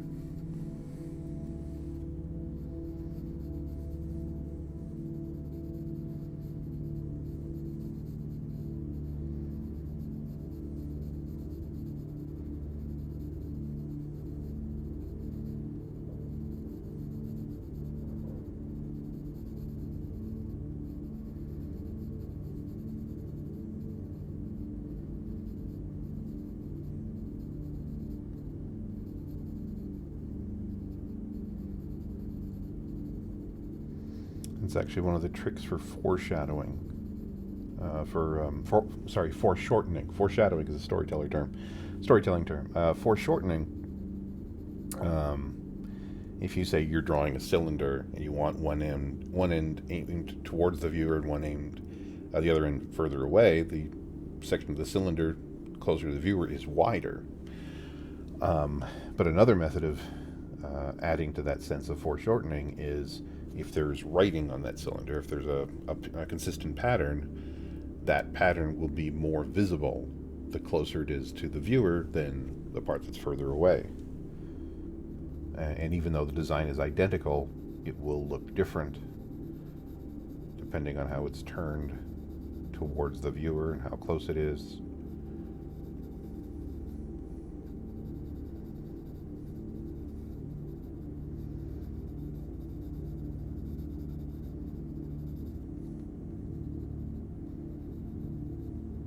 And like with the leg back here, I'm going to actually, even the highlights on this rib cage will go to gray. They won't go to white.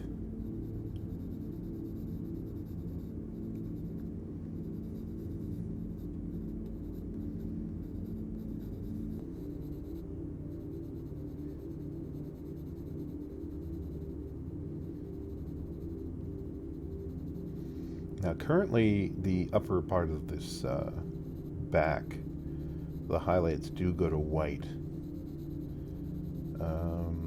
Probably gonna, as I add in some darker areas though, I'm probably going to remove some of the lighter parts.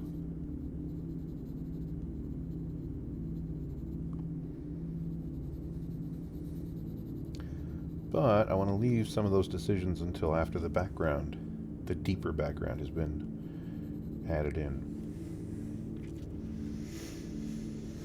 Okay, right now I want to draw out a bit more of this section of building and then get on to the broken glasswork, the broken windows, all the broken structural details of the building.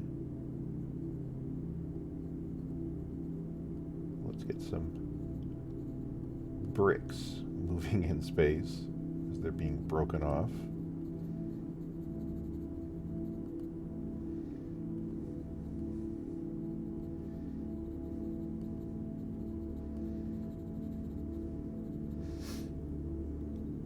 Again, define the shape and overall pattern of the building by the way the brickwork turns.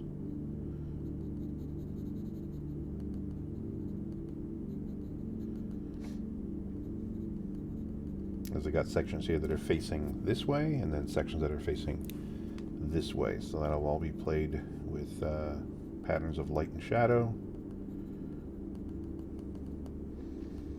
But even here, like, I've put in a fair amount of implied detail and texture on the brick pattern here on this section.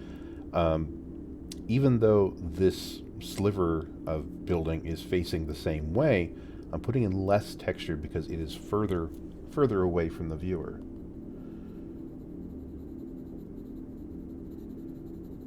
So you'll see less texture, you'll see fewer individual bricks in that pattern.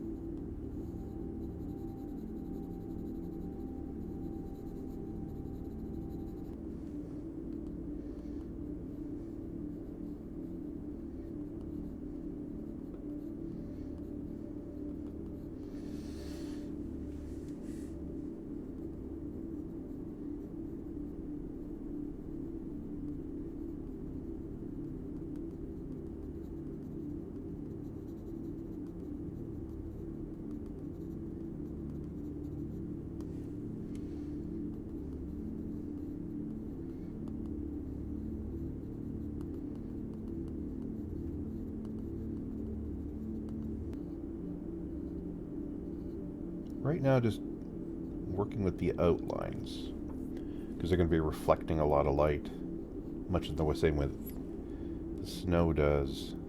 So there won't be a whole lot of detail.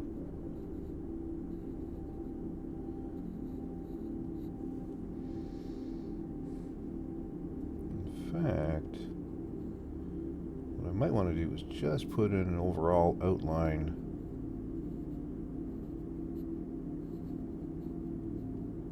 And then start filling in that deeper sky background.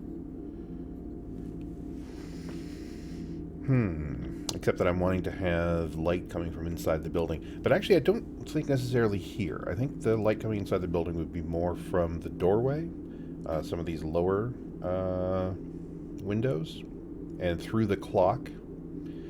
I have some suggestions of it through the windows up here, and then light bouncing off of the arm going inside the building. Well, you know, the best way to start that, see how I want it to go, is actually create a shadow pattern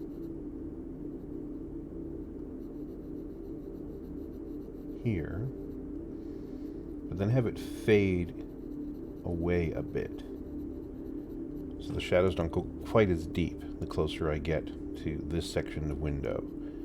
And if I like how that works, if I'm still getting enough contrast between that background and these sections of window of broken glass, then I can just keep that up.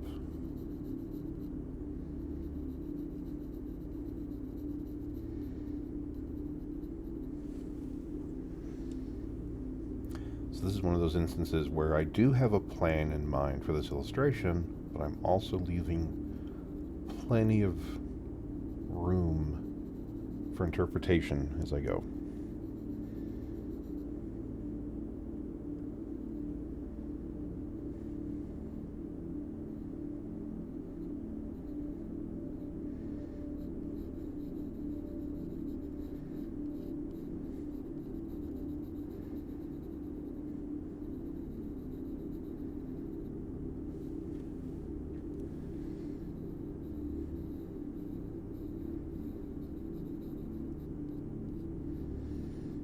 Now I won't have it just go to white. We'll at least have it go to a light gray, so there's still contrast between any sort of light source in there and the light coming through the glass itself.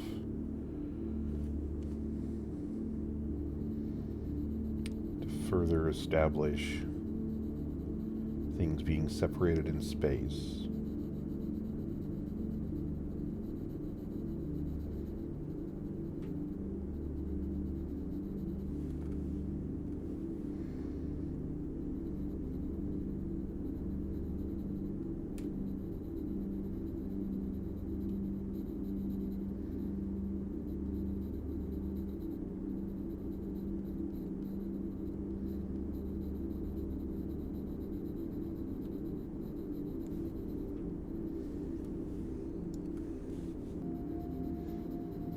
Now, as to how this internal lighting, the lighting coming from inside the building, will be interacting with the Shantak, for the most part, it's just creating this rim light on the side. Because for the most part, any light in here will be bounced off of parts of the Shantak that are actually away from the viewer. They're facing away from the viewer. So the other side of the neck.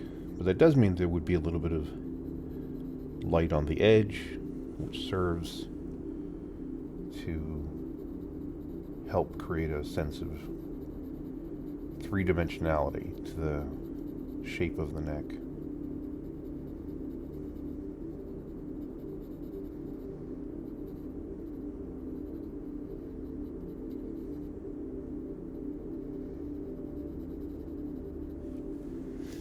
Okay.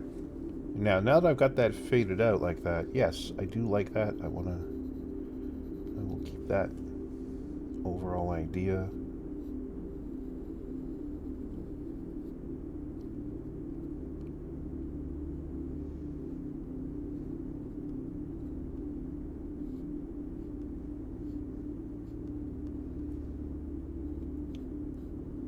So just to add a bit more definition to the individual pieces of broken glass flying through the air.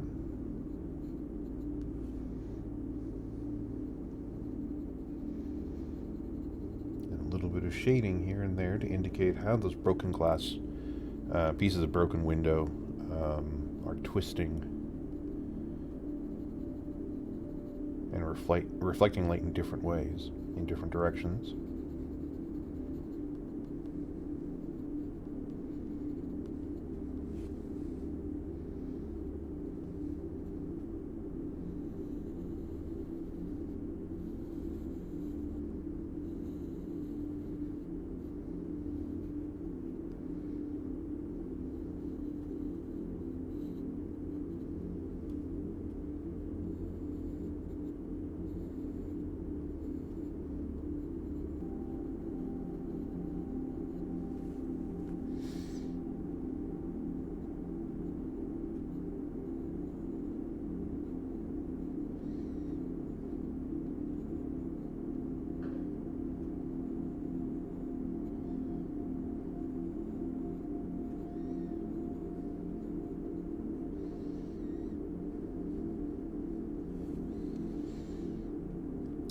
Now, I need to also define another element, its relation to where things are in space, and that's the tail of the Shantak.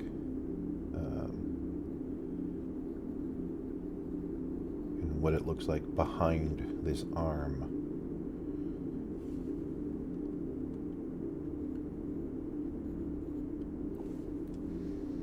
So with that, even though I've drawn these larger, almost M or W patterns on the tail, a lot of that detail will go away. It'll end up looking like the interior of the leg on this side,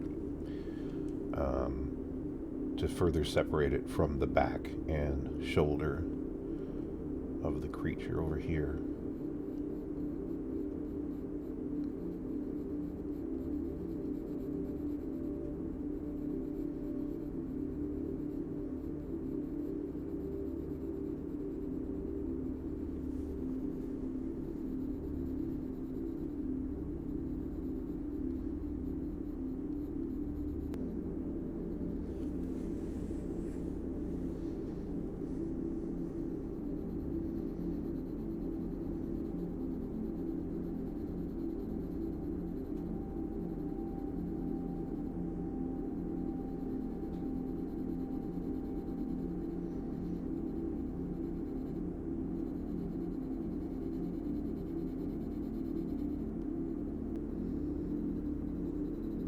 Okay, so I've got a bit of the light from inside the building. It's being crushed onto the arm of this creature as it enters into the building.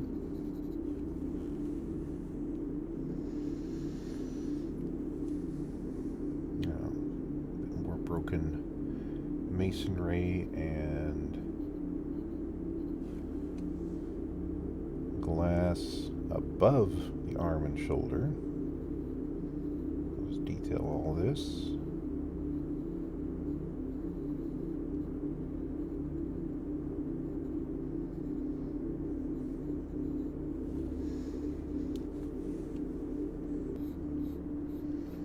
Okay, like I was saying earlier, this whole tail is going to be fading away in much the way that the leg behind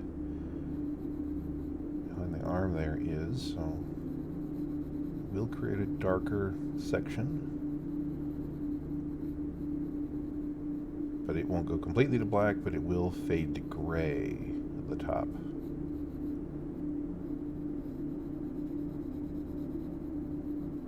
To further push that section of tail behind the rest of the creature.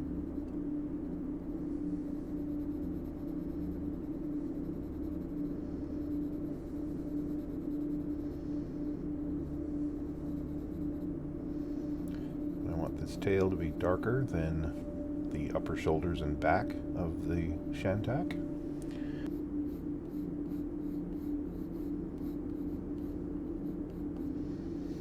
Okay, I want to imply the raised pattern that I drew out on the tail, but I don't want it to be as obvious as it is, say, on the lower part of the arm or on the neck. Because it's all further behind, further away from the viewer, further away from any relevant light sources.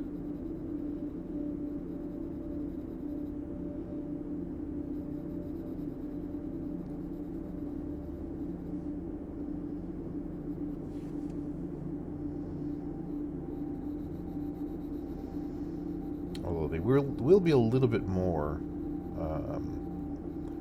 obvious. I'll pick them out a little bit more as it gets closer to the building. But yeah, these ones further away will pretty much fade out to the same gray tone.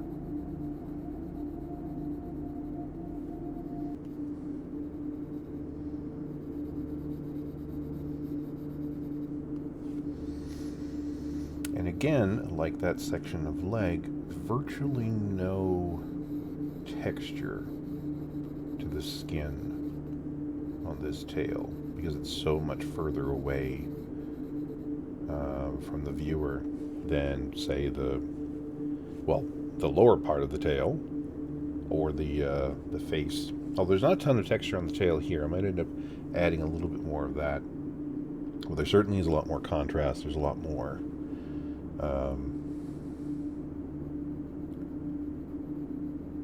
detail with regard to the vein pattern or any sort of raised patterns.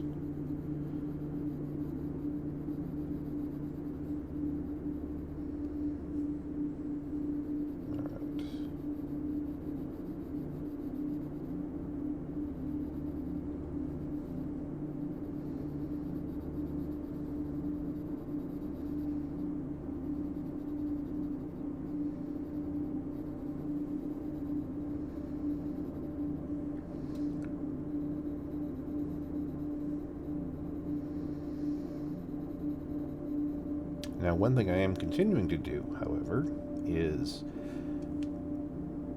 the further away, the further towards the top of the drawing the tail is, the sections that are further away will create this darker pattern, basically as it's curving through space. And I'll do a similar thing on this lower part. So basically showing that the tail, reinforcing the notion that the tail is this moving cylinder. I will darken each side.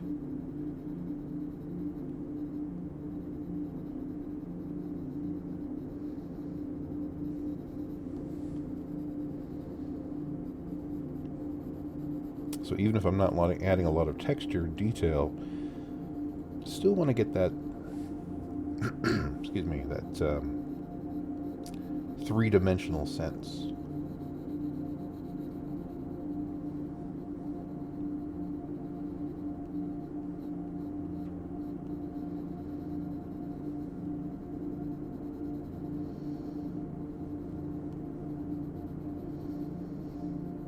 Even though it's very obviously a fantasy creature,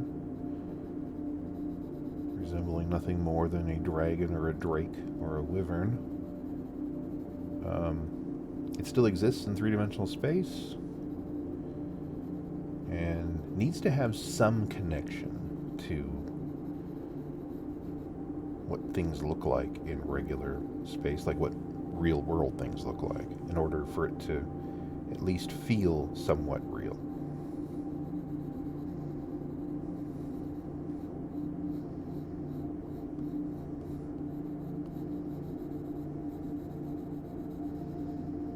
Let's fade out all of the detail on the tail all the way through, but then start dealing with an even darker section, so to get across that sense of three dimensions. It'll be even more obvious once I put in the deep background, because that'll be going much darker, given that this is a night scene. And then eventually, once all of the primary illustrating is done, I will also be adding in a snowfall effect. So So using an electric eraser to draw in snow coming down, to go with the notion of the snow already piled up on the stairwell, on the bottom of the illustration. Much like I did in that hunting horror illustration. Okay, I do want the interior space here, as it gets closer to the creature, to be a little bit darker, kind of deepening the contrast between the light, the lower part of the shadow and the upper part, because that light from the interior of the building is spilling up.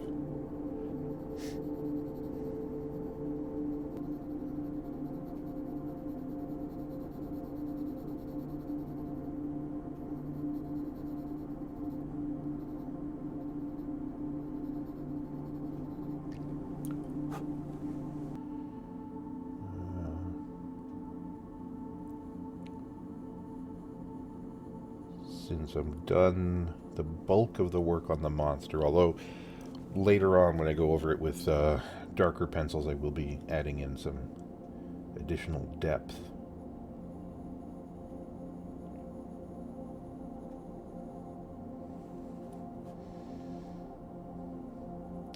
Now parts of the building here will actually have less detail on them than I did with this section.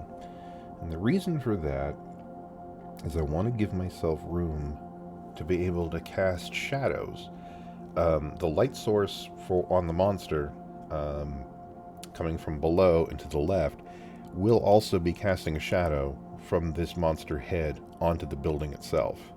So I want to have contrast between that. If I have too much detail in here, the lighter parts won't be as obvious when I drew that shadow. So I'm going to start it by doing a little bit less texture, a little bit less detail.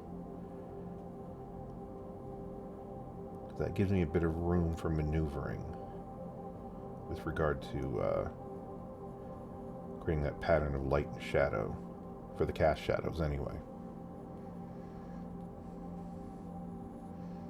And then once I've established that shadow being cast onto the building, then likely I'll go back in and add a bit more detail, because I'll know when it would be too much, when I'd be adding too much detail and it would start to gray out the whole thing, and that shadow won't pop the way it's supposed to.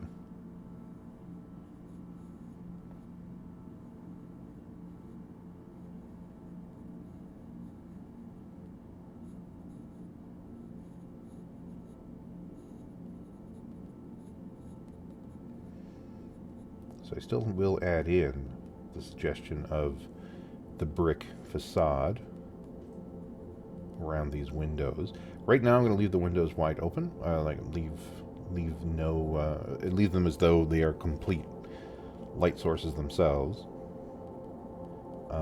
But my intent is that there might be people just behind the windows, or boxes piled up. At the very least, you might see a bit of interior space of the building through these windows, so that'll also gray them out a little bit. But I want to leave some of that until I know what the light and shadow pattern is. And actually, right here, I had created a shadow on this upper part of the wall being cast by this claw, and darkened a little bit behind it, behind the claw on the other side of on the wall facing this way. Well, that light coming this way will still interact with the nail on this claw and cast a shadow onto the wall behind it, onto this next section of wall facing this way. So I'm just drawing that in, and adding in that section of shadow. Now I'm not going to make it completely black. I want to have it fade a little bit as it approaches where the two sections of wall connect. there's a certain amount of light bouncing around the environment. It's actually bouncing off of the wall facing this way and will bounce that light back onto the wall facing this way, thereby fading this shadow just a little bit. It's just a small touch, but it adds a bit more depth to the shadow. Do a similar thing up here where the nail on this other claw is casting a shadow.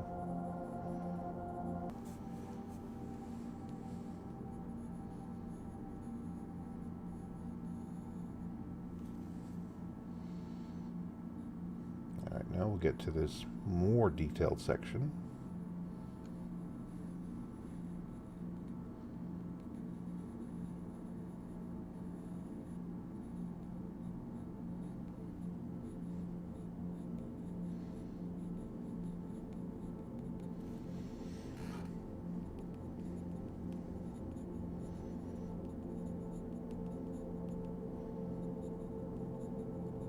And I've said before, as I've said before, this door between these two sections of the wall is actually open. It's actually broken open. So with light coming from the interior of the building, I'll leave that being fairly white right now, and then add in a bit more depth later. Now the window frame here is looking a little too scribbly and indistinct to me, so I'm just going to throw in a couple of darker lines.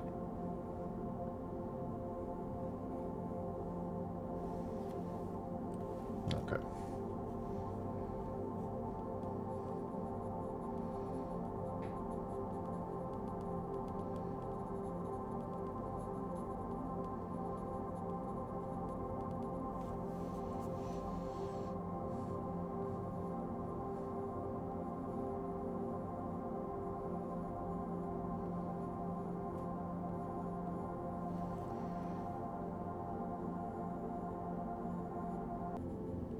Okay, the brick design I'm doing, it's a little sketchy, literally sketchy. It looks more like a sketch than a finished illustration. But again, that is to give myself room later, after I've done the harsher shadow pattern in there, to then be able to interpret it.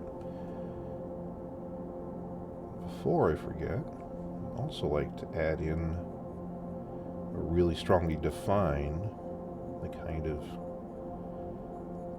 spit pattern coming out of the mouth of the Shantak.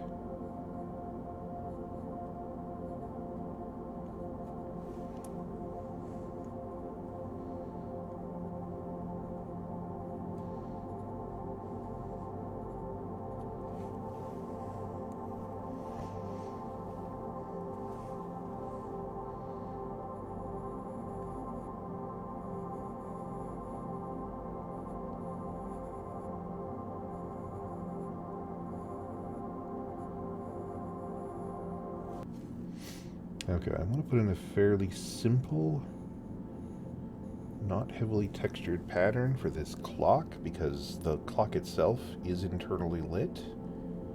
So I want there to be a high amount of contrast.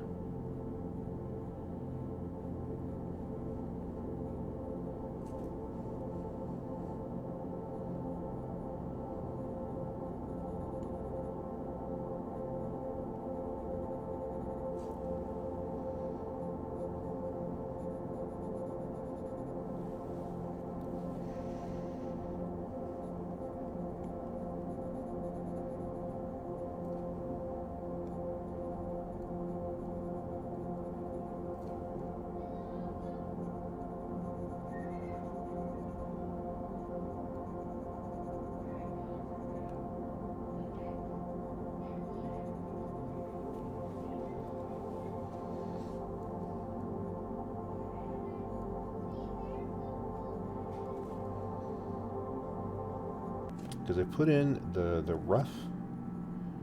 basic details on the front of this building, on this building's facade, that I should actually now create the shadow pattern that goes below it, to the front of this dragon's face. We'll cast a shadow about here.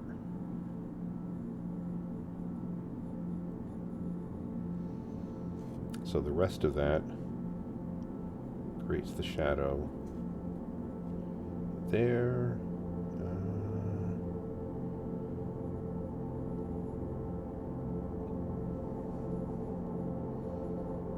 Approximately there. I'm eyeballing it. I could be using actual scientific equipment to measure out precisely where that would be, but look. Eventually you just want to get it done. And actually this changes a little bit because this brick facade is forward in space a little bit from the part where the clock is situated.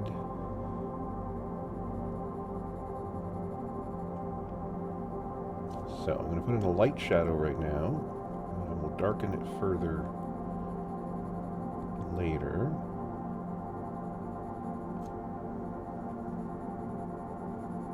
But I'm not casting the shadow onto the clock because the clock itself is a light source. Or at least it's being lit from inside the building. Because basically, it's a clock face on a giant piece of glass.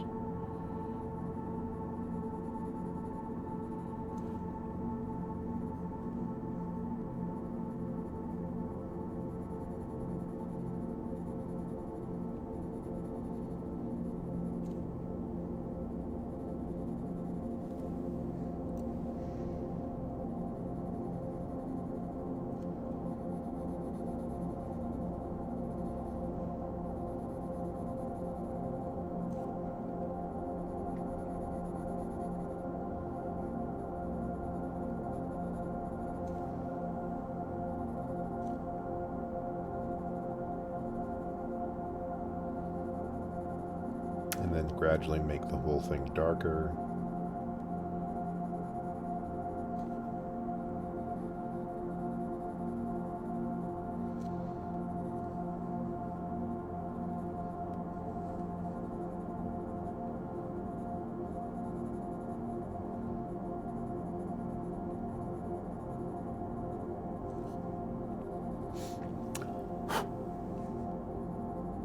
Now these leads are soft enough that periodically I do have to blow extra graphite off of the page.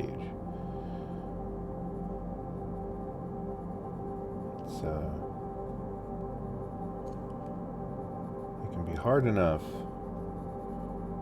to worry about accidentally touching this surface at any point and smearing it.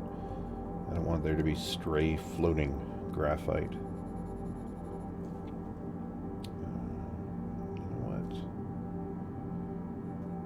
I'm going to bring in that shadow.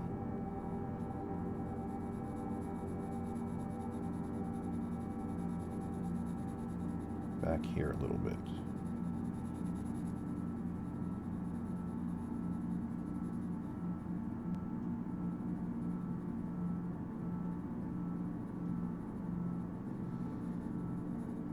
Again, not always completely mathematically accurate, but it gets the sense of mass, it gets the sense of this creature inhabiting three-dimensional space that this building is in. Plus it isn't like there's one light source here. There are actually, it would be multiple lampposts across the street.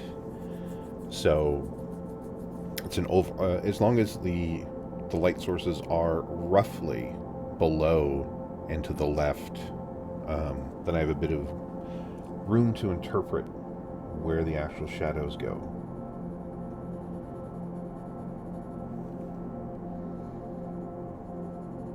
Yeah, unless you're dealing with very harsh single point light sources, you always have a bit of leeway.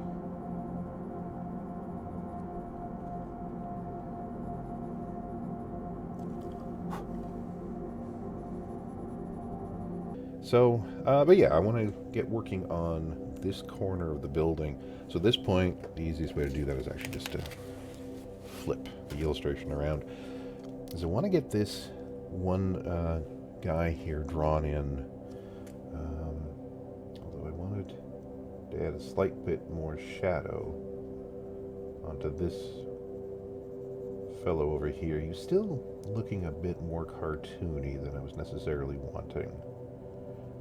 So let's just finish up some of that.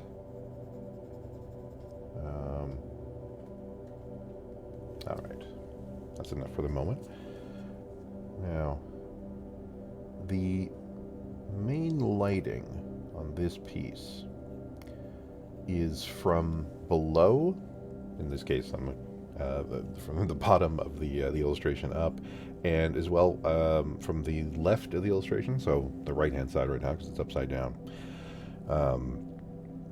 So basically creating multiple light sources that are just basically behind the viewer or off to the left to give it even more of a horror movie vibe or a horror style illustration vibe, as opposed to something more action-based. It'd be quite easy to do an illustration like this where it was more about the action of what's going on, due to the fact that the Shantak itself is very similar design to a dragon or a drake or a wyvern, something of a more fantasy nature. But because it's a Lovecraftian piece,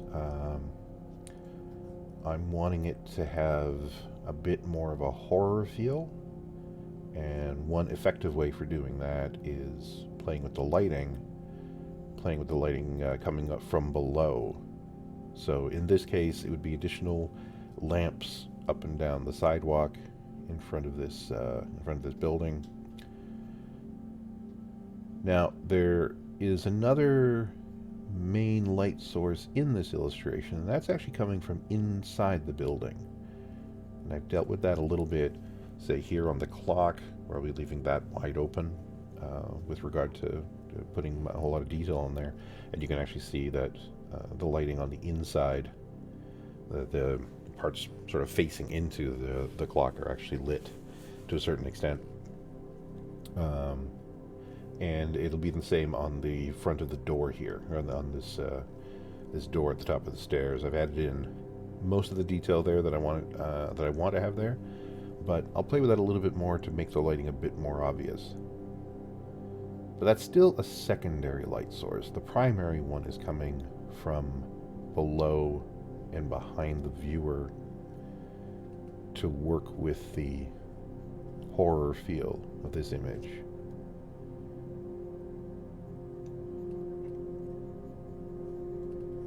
Now that works in concert with other elements I have going in the illustration already, the reaction of the two people that are in the illustration, as well as just the overall feel that the Shantak is probably creepier looking than a dragon would normally be, although you could certainly do a similar type of illustration with any type of dragon or drake. I have talked before about how bricks are an artist's friend. It's a quick and dirty way to create a sense of scale, figuring out perspective.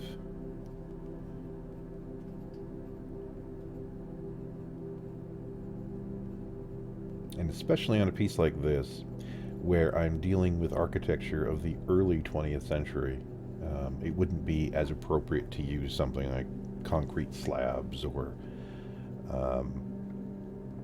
glass and steel structures of more towards the middle and the end of the century. Plus, it adds a lot of character. It can make the background, you can add a lot of visual interest to the background without making it overly busy. And in this case, what I mean by not being too busy is there'll be a lot of detail in there, but it's all consistent. It's all indicating a particular plane, basically the angle that wall is facing, Whereas it's not really a chaotic structure. Unlike up here where there's glass breaking, it's much more chaotic, much more random. If the background was all that, that would be something that'd be extremely busy, and then the eye would have to process all that information. And I'm not saying you can't do that. Certainly there'd be a lot of illustrations in which you would want precisely that kind of a background. But using a brick structure like this has the advantage of making it a very detailed and interesting looking background, but without having it be so busy that it's actually distracting the viewer away from the central focus of the illustration, of the Shantak itself. Now here's a tricky part. As I was saying, I've got the light coming from below and across. I want to make sure that the alcove looks somewhat shaded, but there also is just reinforcing the notion of the horror lighting coming from below. So I have these almost shelf-like things separating the alcove into pieces. So I'm thinking they would be lit from below. I'll put in a suggestion of them casting a shadow in what would be up, casting a shadow above them a little bit.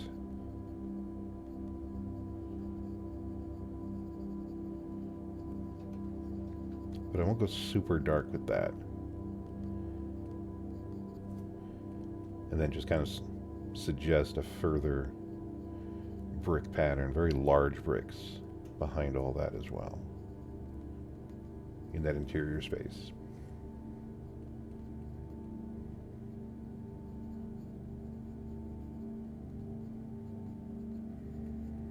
And then the stairwell itself will also be casting a bit of a shadow up and into that alcove, being deeper. It's not casting it necessarily on the front of the building, but that alcove going deeper into the building than the front of the building will actually get a bit darker.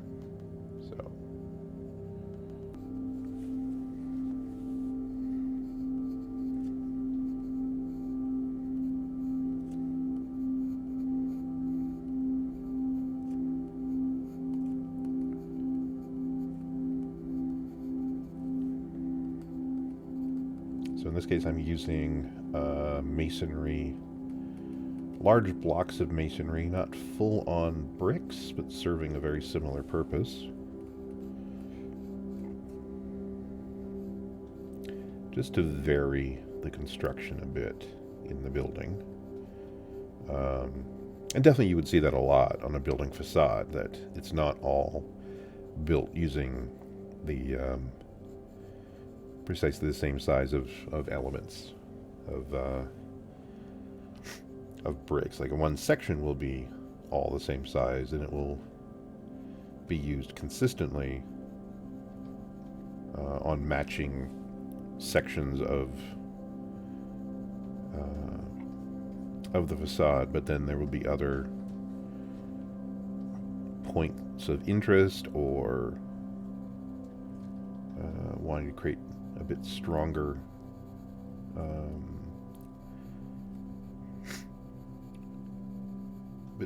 structure, or just wanting to vary the size essentially of bricks, so using these giant or much larger pieces of masonry. And about these large pieces of masonry on either side of this second alcove, of which there's actually a couple of windows in there. Those windows, it'll be similar to the windows I got up here that are themselves a light source, although I want to put some things behind that window, like so you can actually see into the building a little bit, but it'll also act as a light source. But the main lighting in this illustration is from the ground, from the other lampposts actually that are just behind the viewer, so it's from below and in front, to kind of give it an additional horror movie look by lighting it from below. This part of the illustration is being done with a 3B pencil, a fairly soft lead. This is basically the finished portion of the illustration, although I will be touching up some details like deepening some of the shadows with an even softer and darker lead. Be working with a 6B all the way down to an EB or a double E. But yeah, the largest amount of detail work on this illustration is being done with this 3B pencil. And now that I'm getting further and further away from the center of focus, I'll go back and take a look at that again, right side up. As I'm getting my focus, as I'm drawing further away from the center of the central focus of the illustration, so really the head of this creature, this thing called a Shantak, the detail will become less important. I'll be wanting to put in less detail. So the detail on the walls here around the head will be more defined than it will be further away, as another way to focus concentration and focus the interest onto that head. Not a full-on, what's the term I'm looking for? Not completely as though your eyes are only focused in the middle of the illustration, but related to that. Using a few cues from Impressionism, but it's still mostly a straight-up illustration of events, so I'm certainly not doing an Impressionist illustration. As much as it's of fantastical elements, this Shantak, this dragon-like creature, I still am representing it in a realistic way.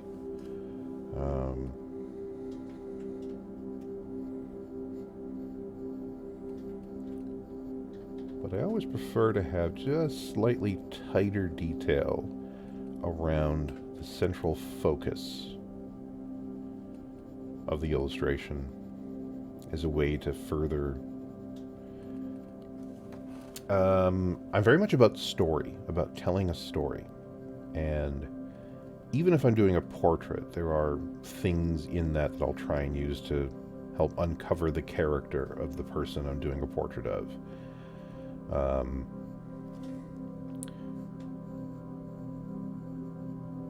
And in this case, it's very much a story-based illustration,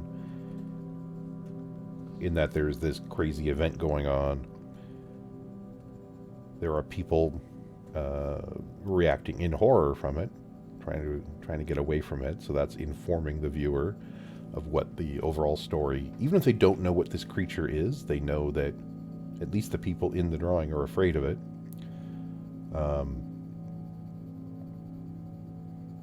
And that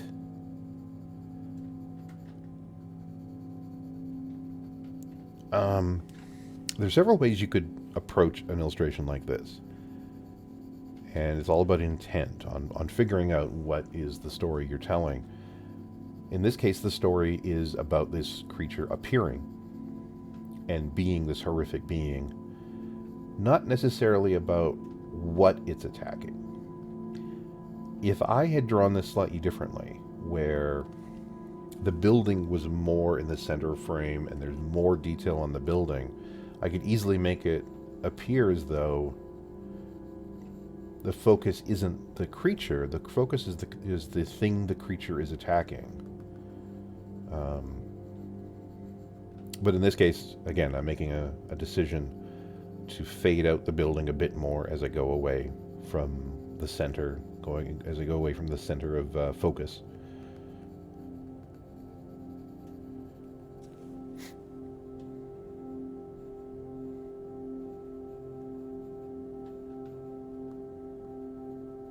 Now, it may seem kind of odd to talk about an action scene where a building could potentially be the focus, but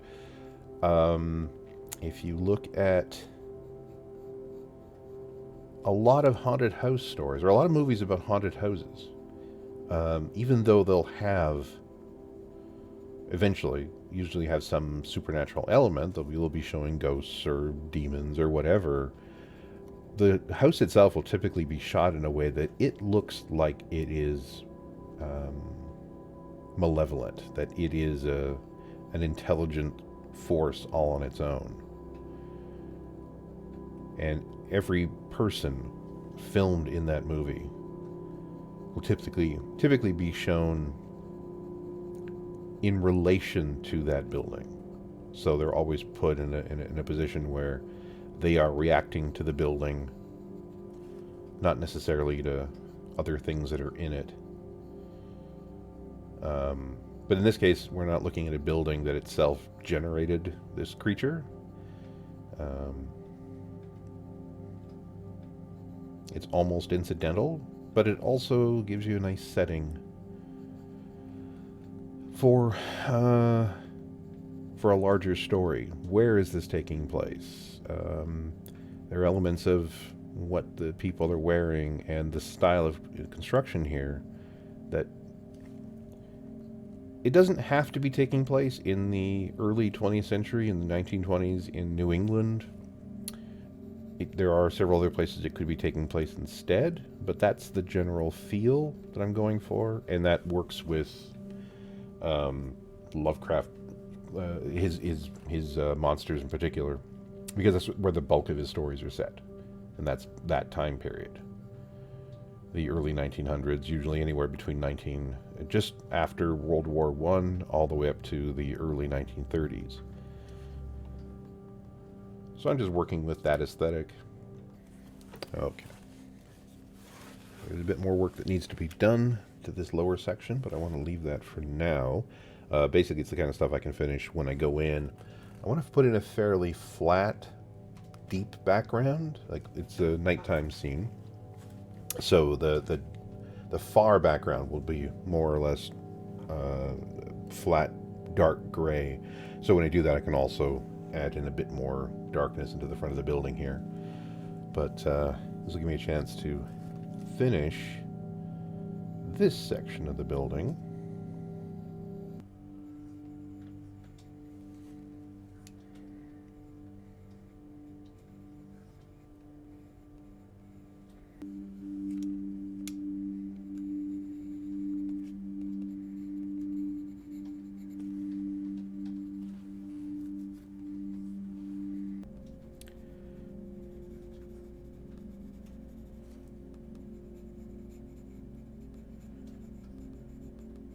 Actually, I got so far ahead that actually I want to go back and touch up this section of wall a bit more to have it... The brickwork here is different than the bricks up here, because this is still closer in style to the brick pattern that I have on the front of the building. So not quite the larger pieces of masonry that I have in the lower section. I'd still like to have a little bit more contrast there. So let's go back in here, just add a bit more texture.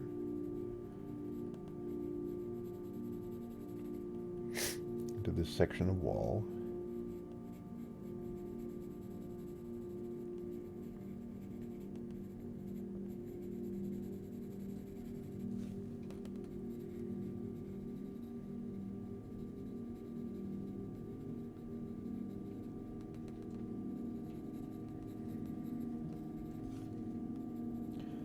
I'm also going to add a little bit more shading overall to the front of the building, just to further push the notion of the lighting coming from below, and separating the highlights a bit more on the front of the building from the highlights on the Shantak.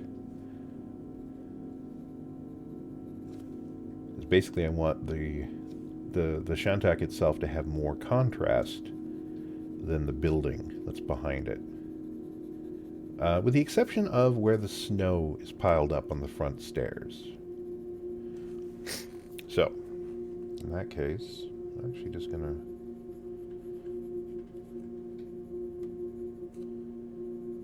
with that right now. Just add in a very light gray pass. Since I've established the pattern of light and dark on the building,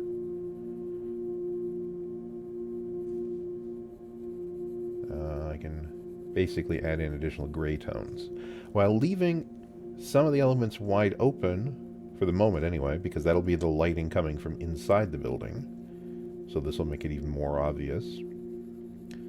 And then I'm going to adjust that a bit.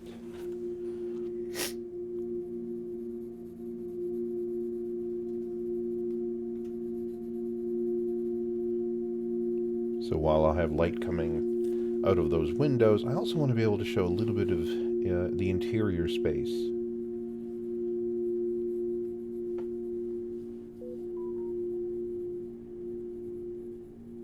So there's even more depth. Okay, so basically this gray pass will also serve to make the creature, the Shantak, pop a little bit more.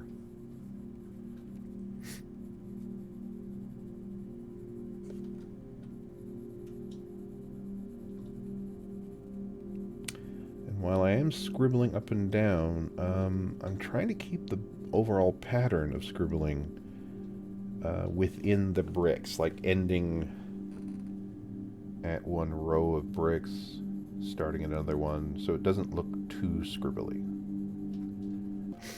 The overall direction of the building is more or less vertical, so I'm going to have the pencil strokes for the background be vertical as well, which will be a little bit trickier when it gets to be fairly long strokes like that, but I think overall that'll be a better pattern.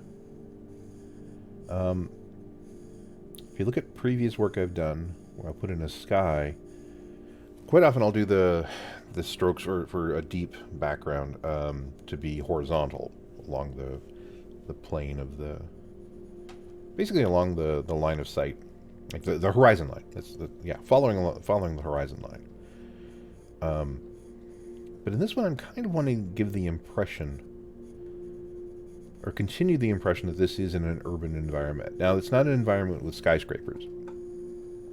Frankly, this might be one of the tallest buildings, if not the tallest building in the town this is happening in. But by having my pencil strokes go more or less vertical, at least following the same rough perspective grid that the building is following, I'm just creating more of a sense of an urban environment, that everything is vertical, without having to worry about putting in actual buildings. It's a minor thing. It probably won't really even be picked up consciously by most people looking at it, but it's one of those things I like to think about. Typically, if I'm doing a more organic environment, if I'm doing something out in the country, we'll say, more of a Bob Ross style mountain scene or whatever, then any work like this I would do would be much more horizontal. Then it would be following the pattern of clouds, which tend to, at least from the ground, be seen in a much more horizontal pattern, because it's following the horizon, it's following the curvature of the earth, and it's very easy to make organic shapes out of it if you're using a horizontal pencil stroke. Whereas vertical ones, you want to be a little bit more abstract. You don't want it to be quite as organic. You won't necessarily see cloud patterns in this deep background.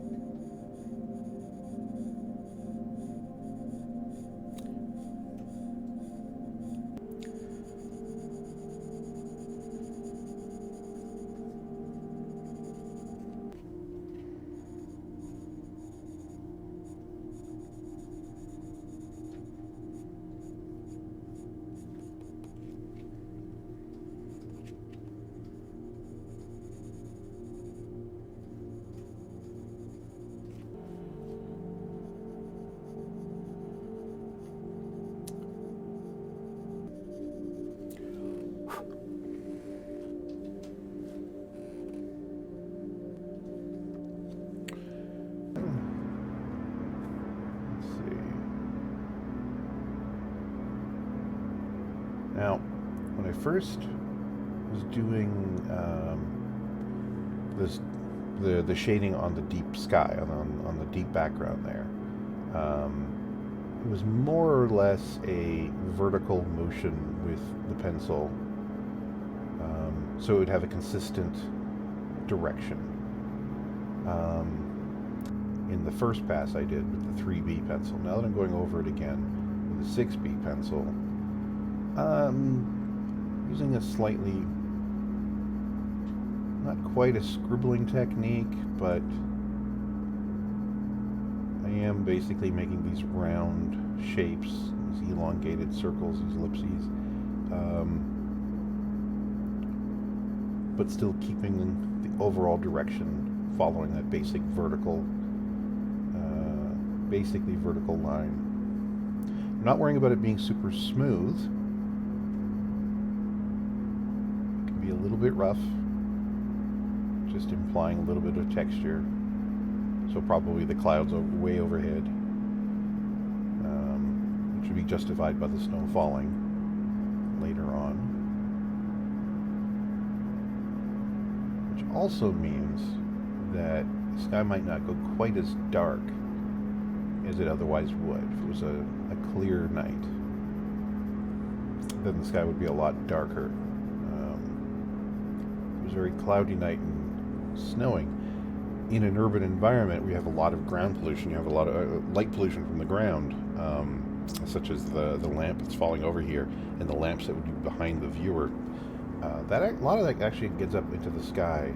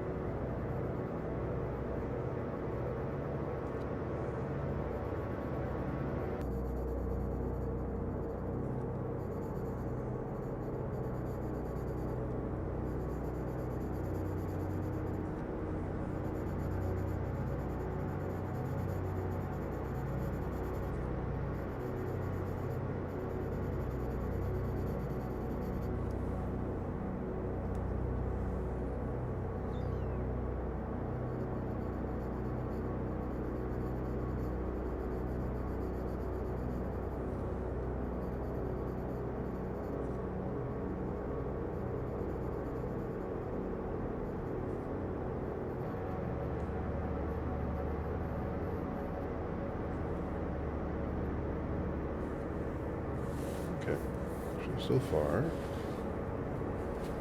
I'm liking that. That's just adding a little bit extra depth. So, that additional depth was done with a 6B pencil. I'm now going to get back into this section of wall, going back to the 3B pencil. And like with everything below, the lighting on this is coming from below and behind the viewer. So I kind of want to make the lighting a little bit more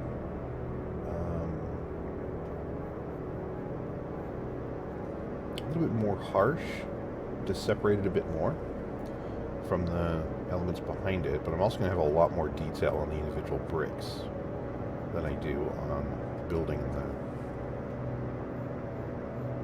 middle ground. So since the single largest shadow on this wall will actually be above this ledge, we'll start with that.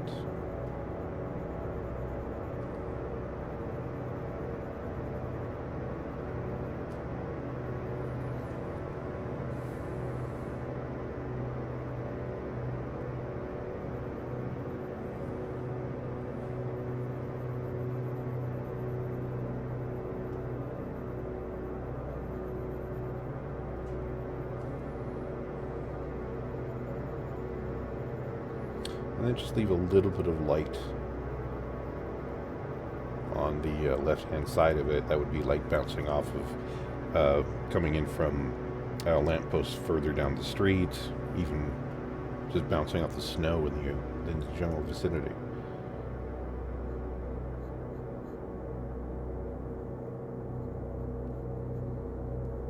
Now, after casting that one shadow up onto the building from the ledge, now I'll end up doing a lot more detail on these bricks, and then putting in an overall shadow pattern on all of them. Just working with that same light source.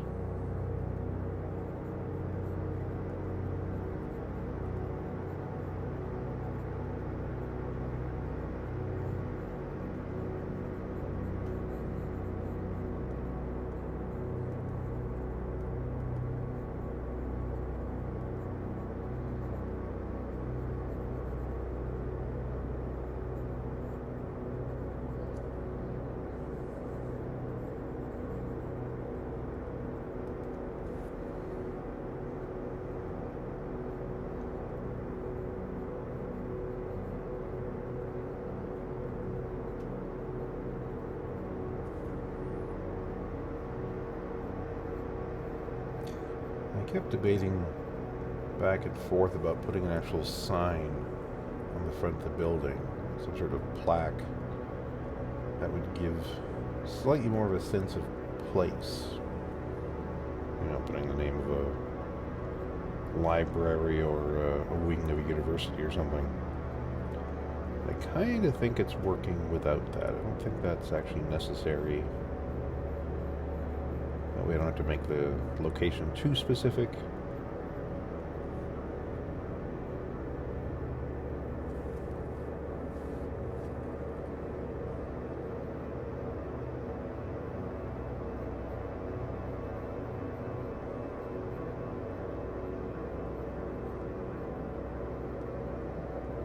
There are a lot of elements of this illustration that could be anywhere.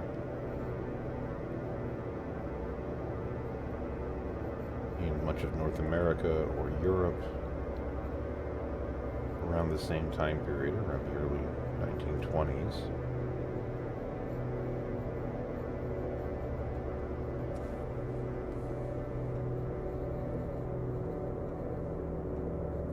So if it means the viewer can project their own town onto this when they're looking at it, that's not actually a bad thing.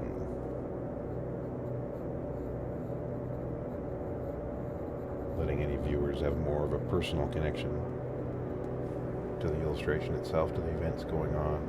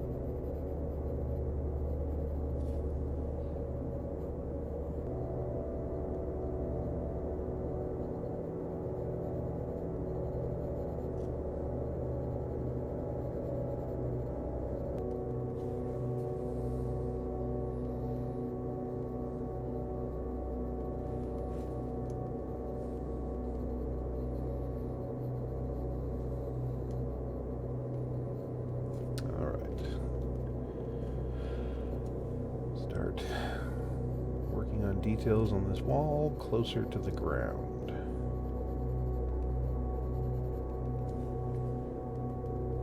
Now, right now I have a lot of white areas in where the mortar is between the bricks.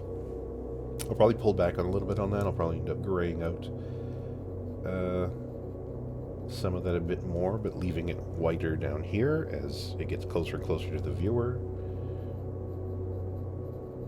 But leaving it a bit more open right now just gives me room for interpretation later.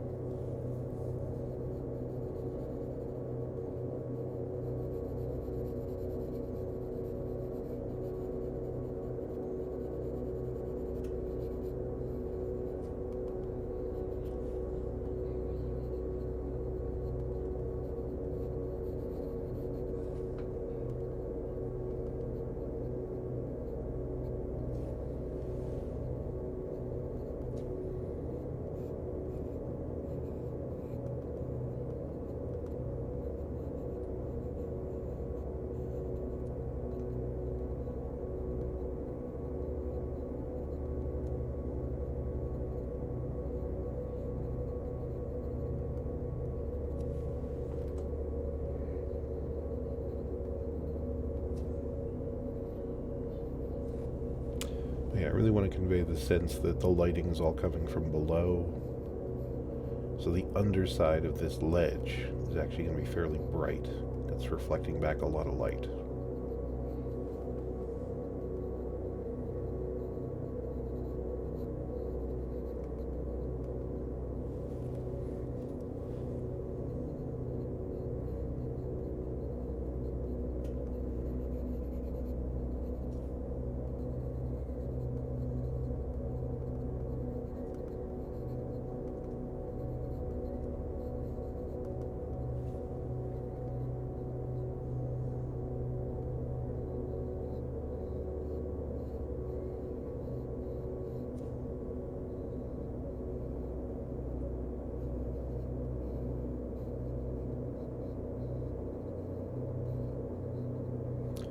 Now that I'm getting closer and closer to the viewer, both the detail and the level of contrast should start to increase on these bricks. Which is why I'm thinking a lot of this on the upper half of this wall will end up getting grayed out a bit more to reduce the contrast. Just to make it a bit more obvious.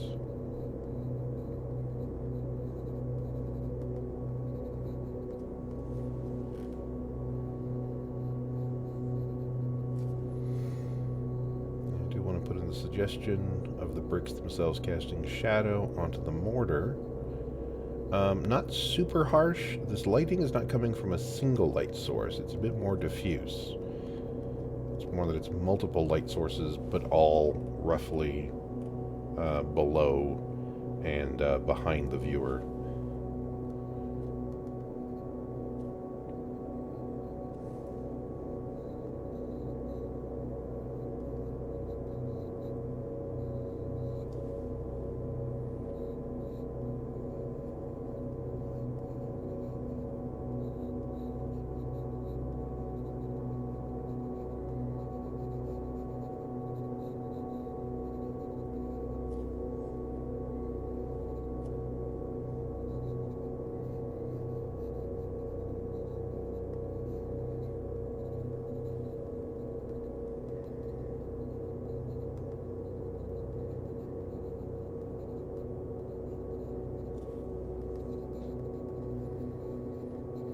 If I was doing a slightly more modern setting, I wouldn't have quite as much texture in these bricks.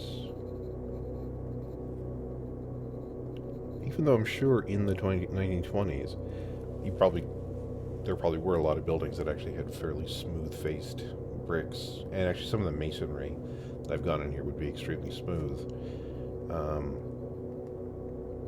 But it is one of the things that can help in setting an illustration at a certain time period. Just the amount of texture in certain places.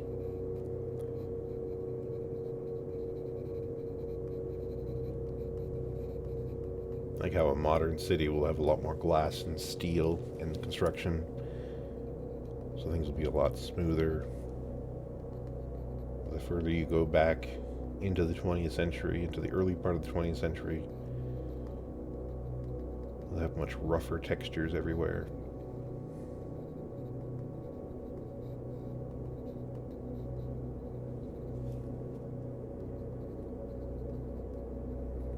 It does go a long way to making stuff more interesting to draw as well, and just generating more interest in the viewer.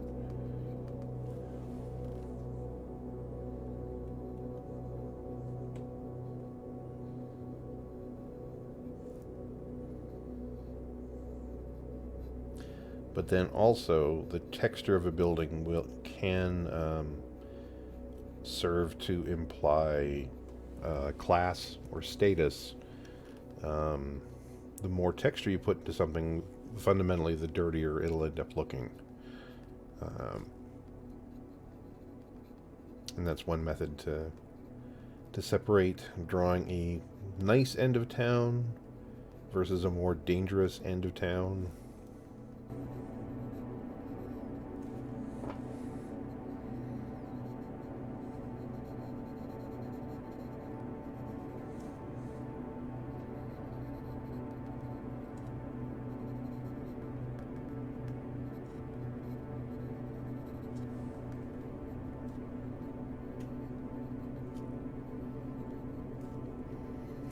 Okay, so yeah, as close as the this gets closer to the viewer, as this section of the wall gets closer to the viewer, I'm leaving more and more open gaps.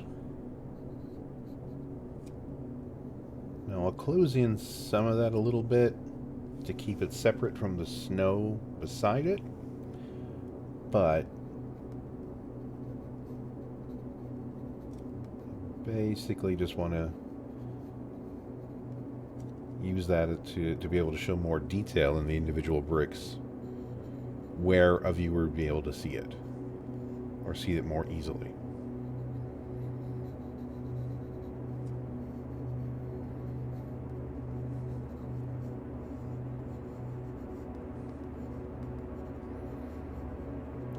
And as I'm darkening this whole section of the wall, when I was first laying down the HB lines on this wall, I was discussing how bricks are an artist's friend because they're a great way to show perspective. But very much not the kind of brickwork you would necessarily see today inside a school or other institutional facility, where they'll use larger bricks, they'll be smoother, and then the whole wall ends up getting painted over with fairly thick paint in an attempt to smooth it out even more.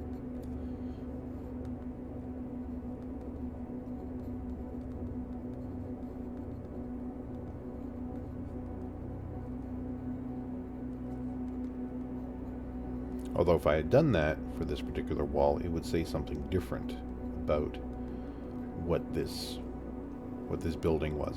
Although you don't normally see that on the exterior wall of a building. That painted, that brickwork painted over thing is much more of an interior thing. And again, a very institutional thing. It implies schools, it implies hospitals, a lot of government facilities.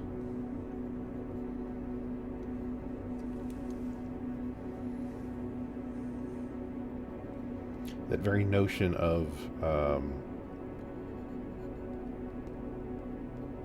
washing character out of a wall will actually give it character. It gives it its own unique identity. So choosing to create a wall pattern like that instead of something a bit more pitted and uneven like this can go a long way to tell the viewer something about the setting.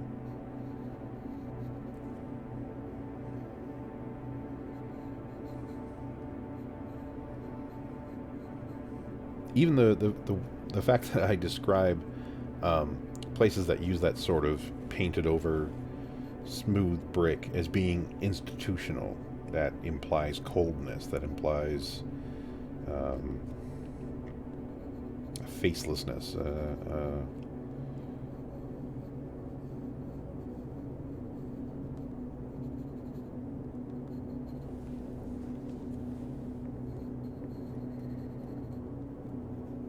much more of an anonymous feel. That might be what you want to have the viewer feel looking at a setting like that.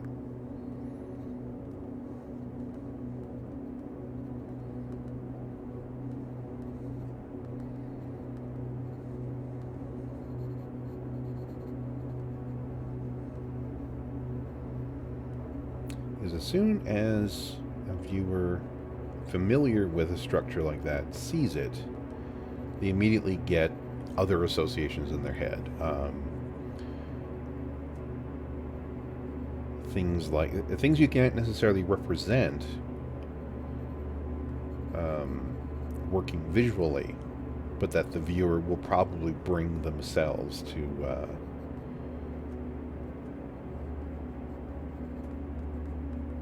the piece that you're drawing. How if you're drawing a brick wall with a lot of textures in interior space, imagining a conversation, and you're drawing two people having a conversation, the viewer can then, in hearing that conversation or projecting what they think it would sound like, it could sound very warm, like there won't be a lot of reverberation because the walls are so pitted and textured that it soaks up a lot of ambient noise, a lot of ambient sound. But if it was the very smooth textured walls and heavily painted over, or painted over with very thick paint, that bounces sound back, and you get those hollow echoes everywhere. You can imagine the sound of harsh footsteps off in the distance.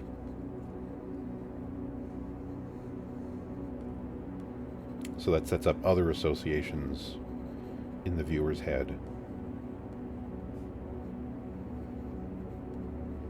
If you do it well, if you do it right,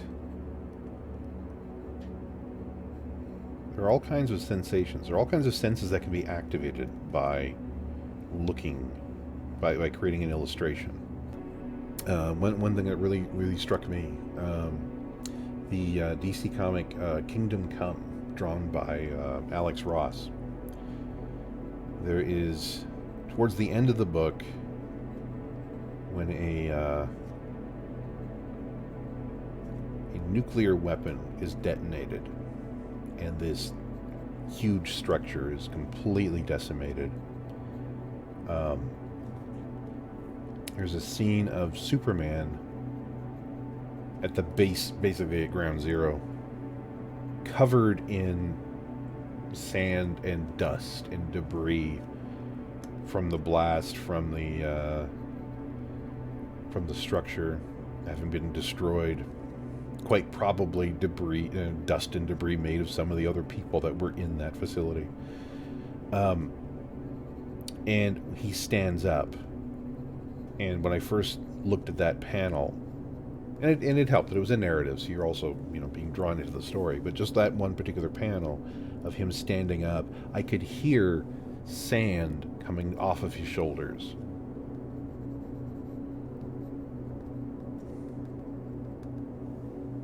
So yeah, if you can evoke a response like that in a viewer, then you're definitely onto something.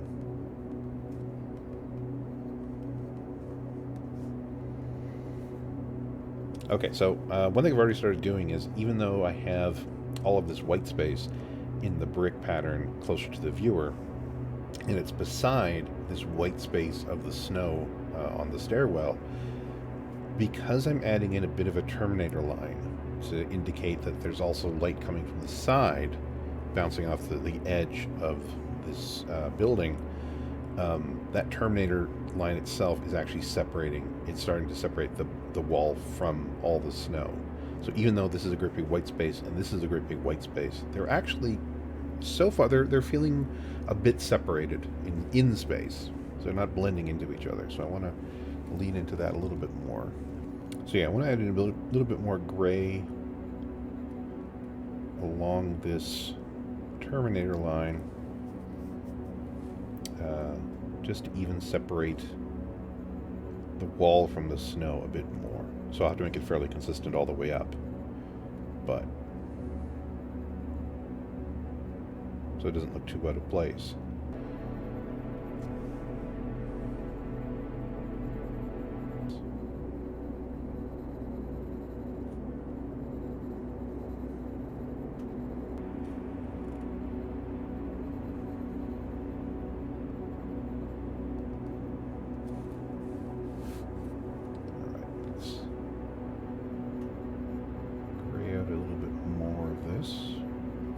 away from the white source that we get.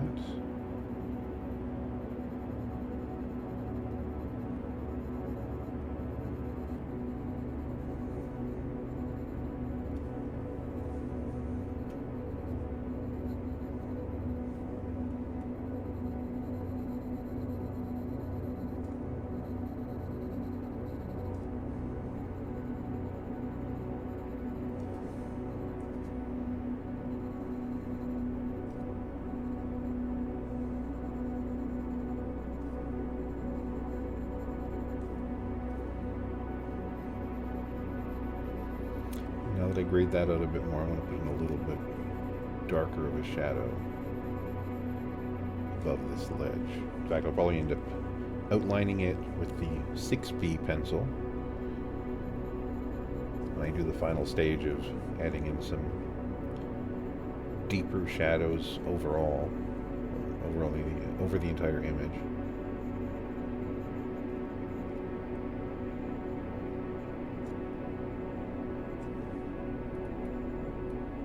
Have some of these individual bricks pop out a little bit more, because again, they're now closer to the viewer, or these ones are closer to the viewer, so there will be more contrast and more detail visible than on the other bricks up here or the ones on the building further away.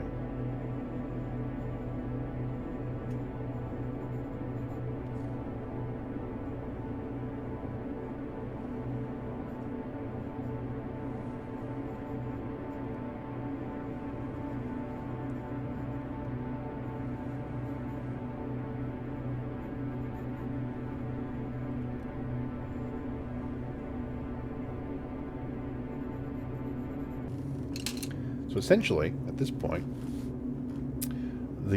all the elements of the illustration are there. All the shading is put in. Everything I need to be there is being represented. But now I want to polish it. I just want to give it a bit more of that final professional feel. So this is where I'm going to put in some deeper shadows.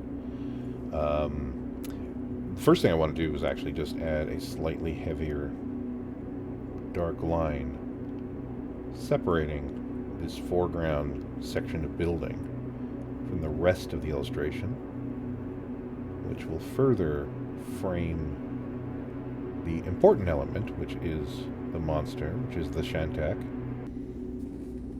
Okay, just a slightly deeper shadow here for the ledge as well.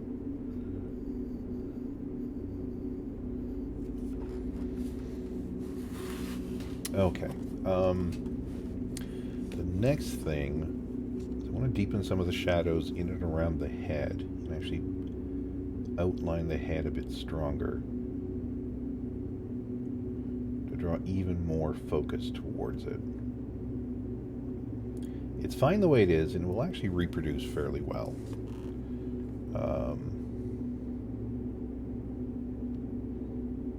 But anything I can do to punch it up just a little bit will go a long way to help sell both the reality of the situation, the emotional content, the actual sense of menace.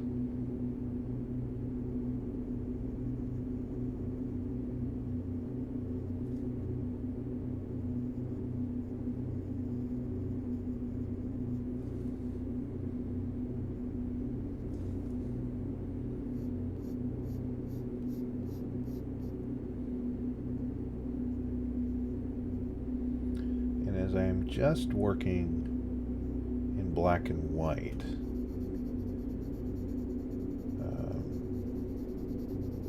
a lot of this is about deepening the tones, the shades of gray, to really sell depth and story. Just adding to the story,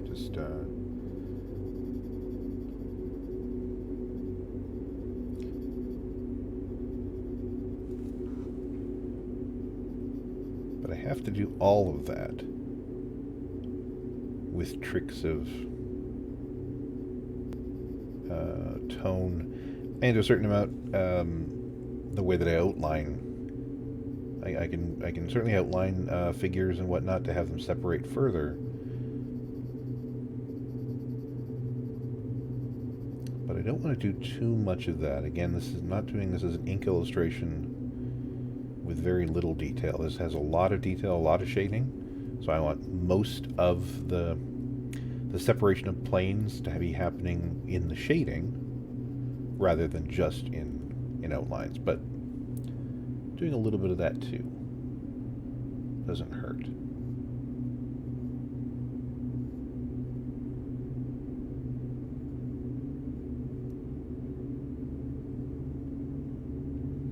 Whereas in general, if I'm doing a color piece, I don't worry about outlining at all for the particular style that I use.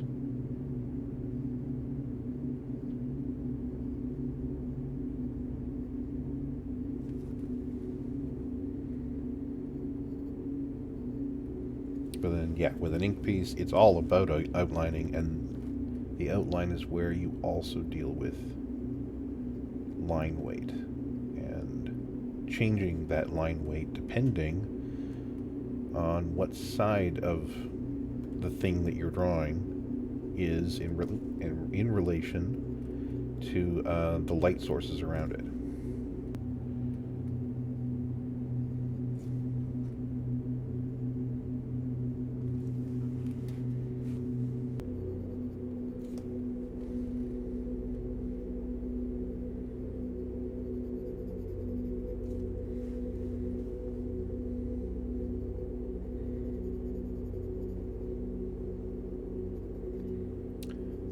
Now that I'm adding in some deeper shadows onto the face of this Shantak, the effect of that exterior line is getting diminished a little bit. Because if you use too much of that, it can be a bit cartoony, which might be the effect you're going for, in which case that's totally fine.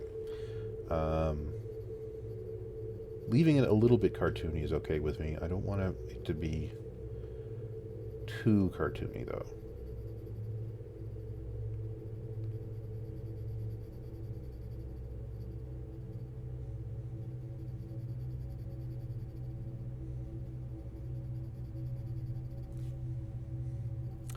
I want it to have a little bit more element of reality.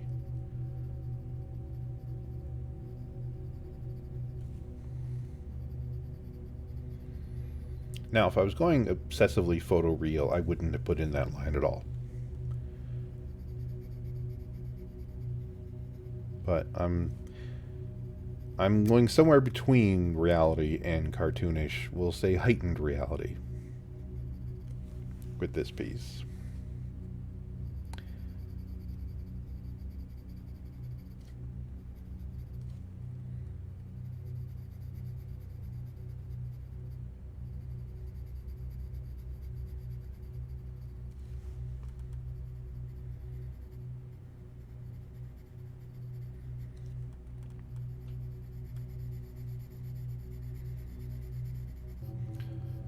Put a bit more emphasis on the kind of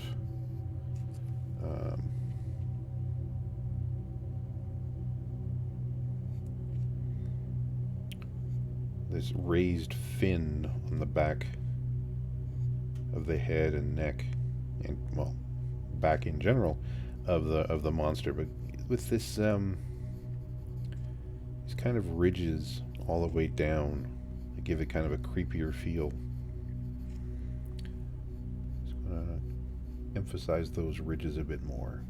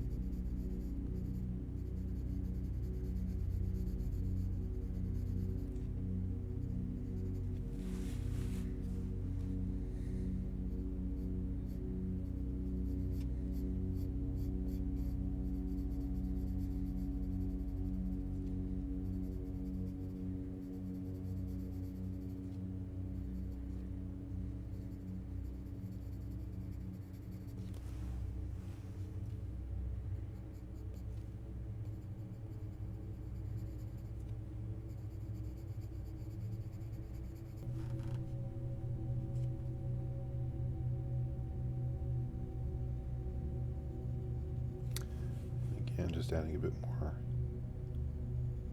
of a darker outline.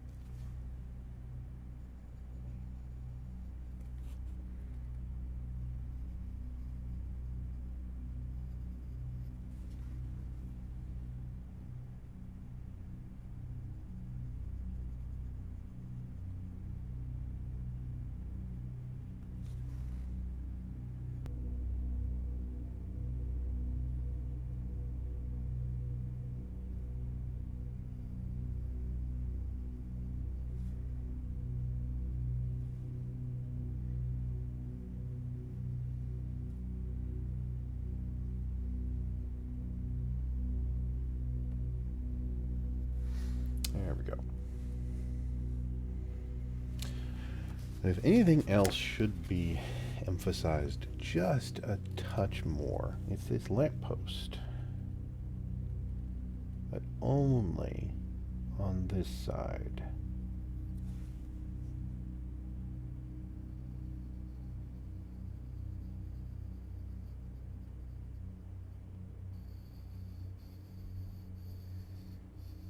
And then just a core of darker shadow.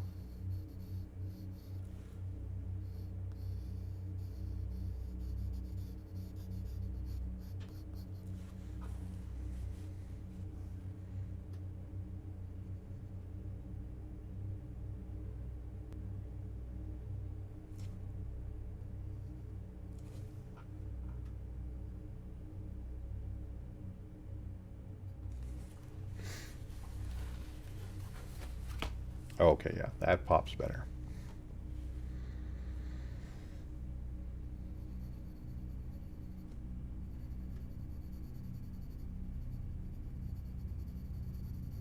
Now I'll just complete the shading on the tail and see what else needs to be polished up a bit.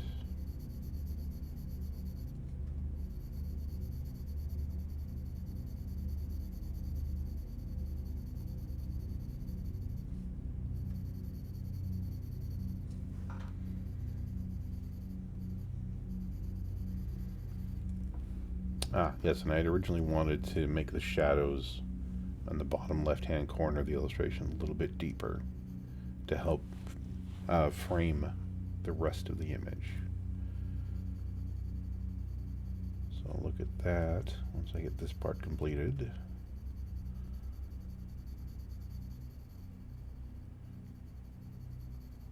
Now I'm not going to a consistent flat gray tone.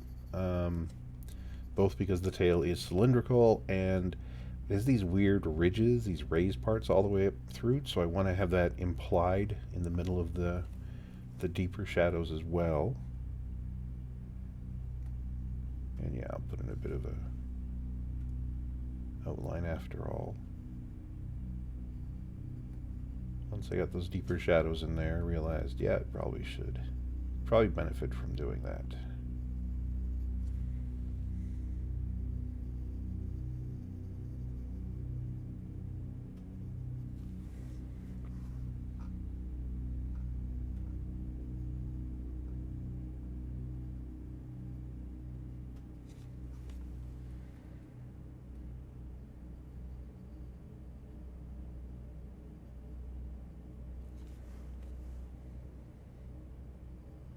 This guy on the right, he seems to be okay. He's balanced well against everything else. The guy on the left, though, is disappearing a little bit too much. So let's touch that up a slight amount.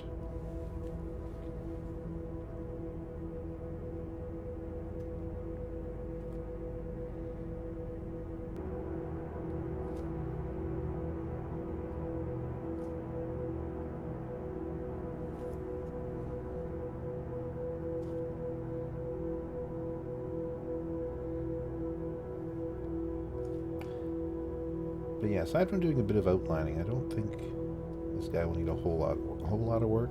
Even just that little bit, even just outlining it that much, has already made it pop a whole lot more. So it's seeming a lot more alive and affecting. Well, I need to put a little bit one on the hat. A little bit of an outline on the hat as well. But now let's get into just deepening the shadows back here. And I think that'll actually be the last step before I do some snowfall effects.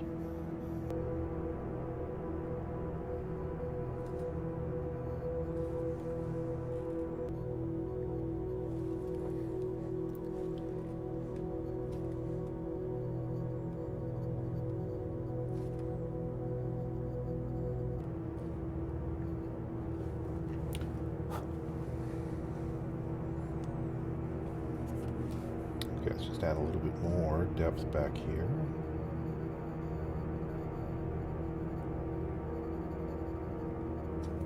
I think we're going to be done with this polished part of the illustration.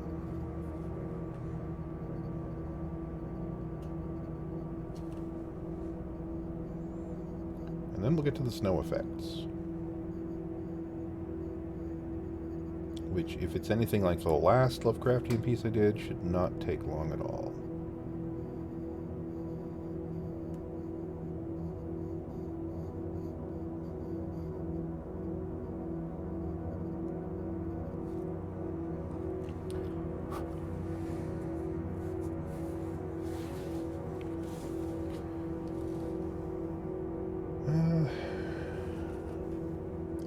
I've got this darker line inside the mouth, but it's kind of standing out.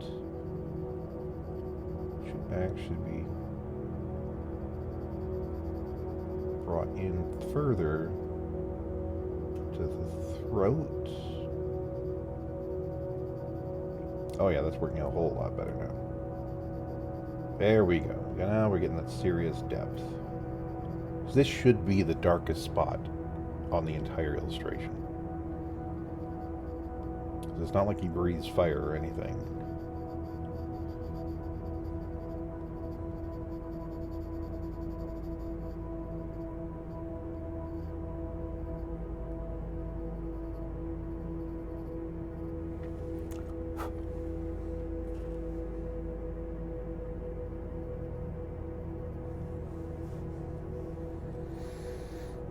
Okay, so now make sure this works properly.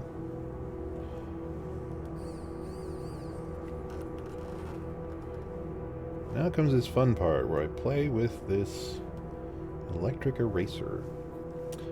First thing I want to do is actually add a little bit of sort of a burst effect, as though that the lamp here is breaking. So.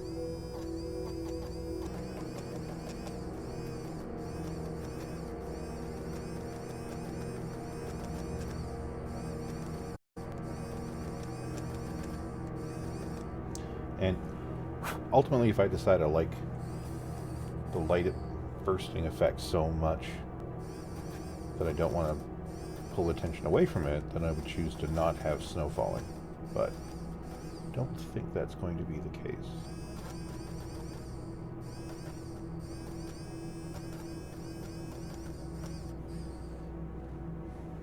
Okay. That works, but you know what? I think...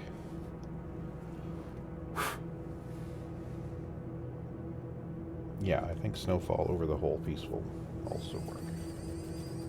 So...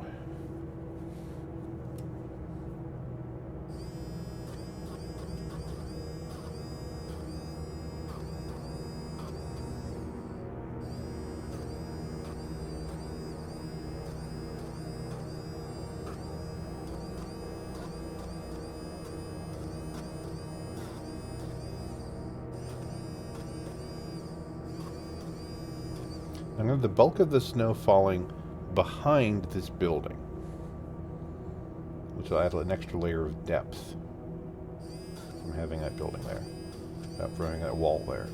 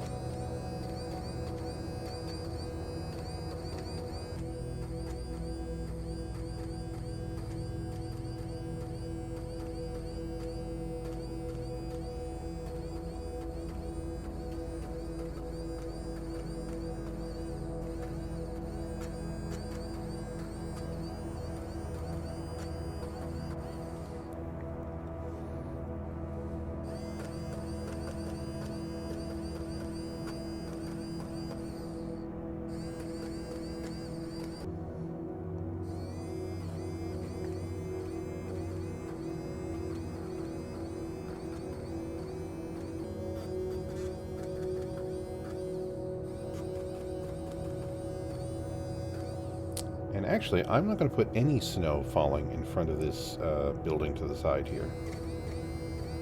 Again, working with that whole adding extra depth thing.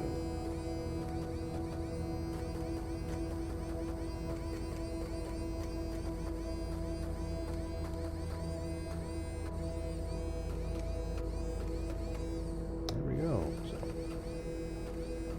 another part in my series of snowfall in Lovecraft country. And now we come to the most important part.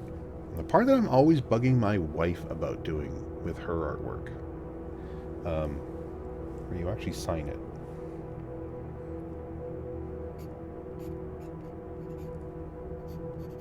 Wow, this is my first 2022 piece. So yeah, there we go. I'll hit it with a brush again later to make sure all the stray parts have been, all the stray eraser marks have been removed.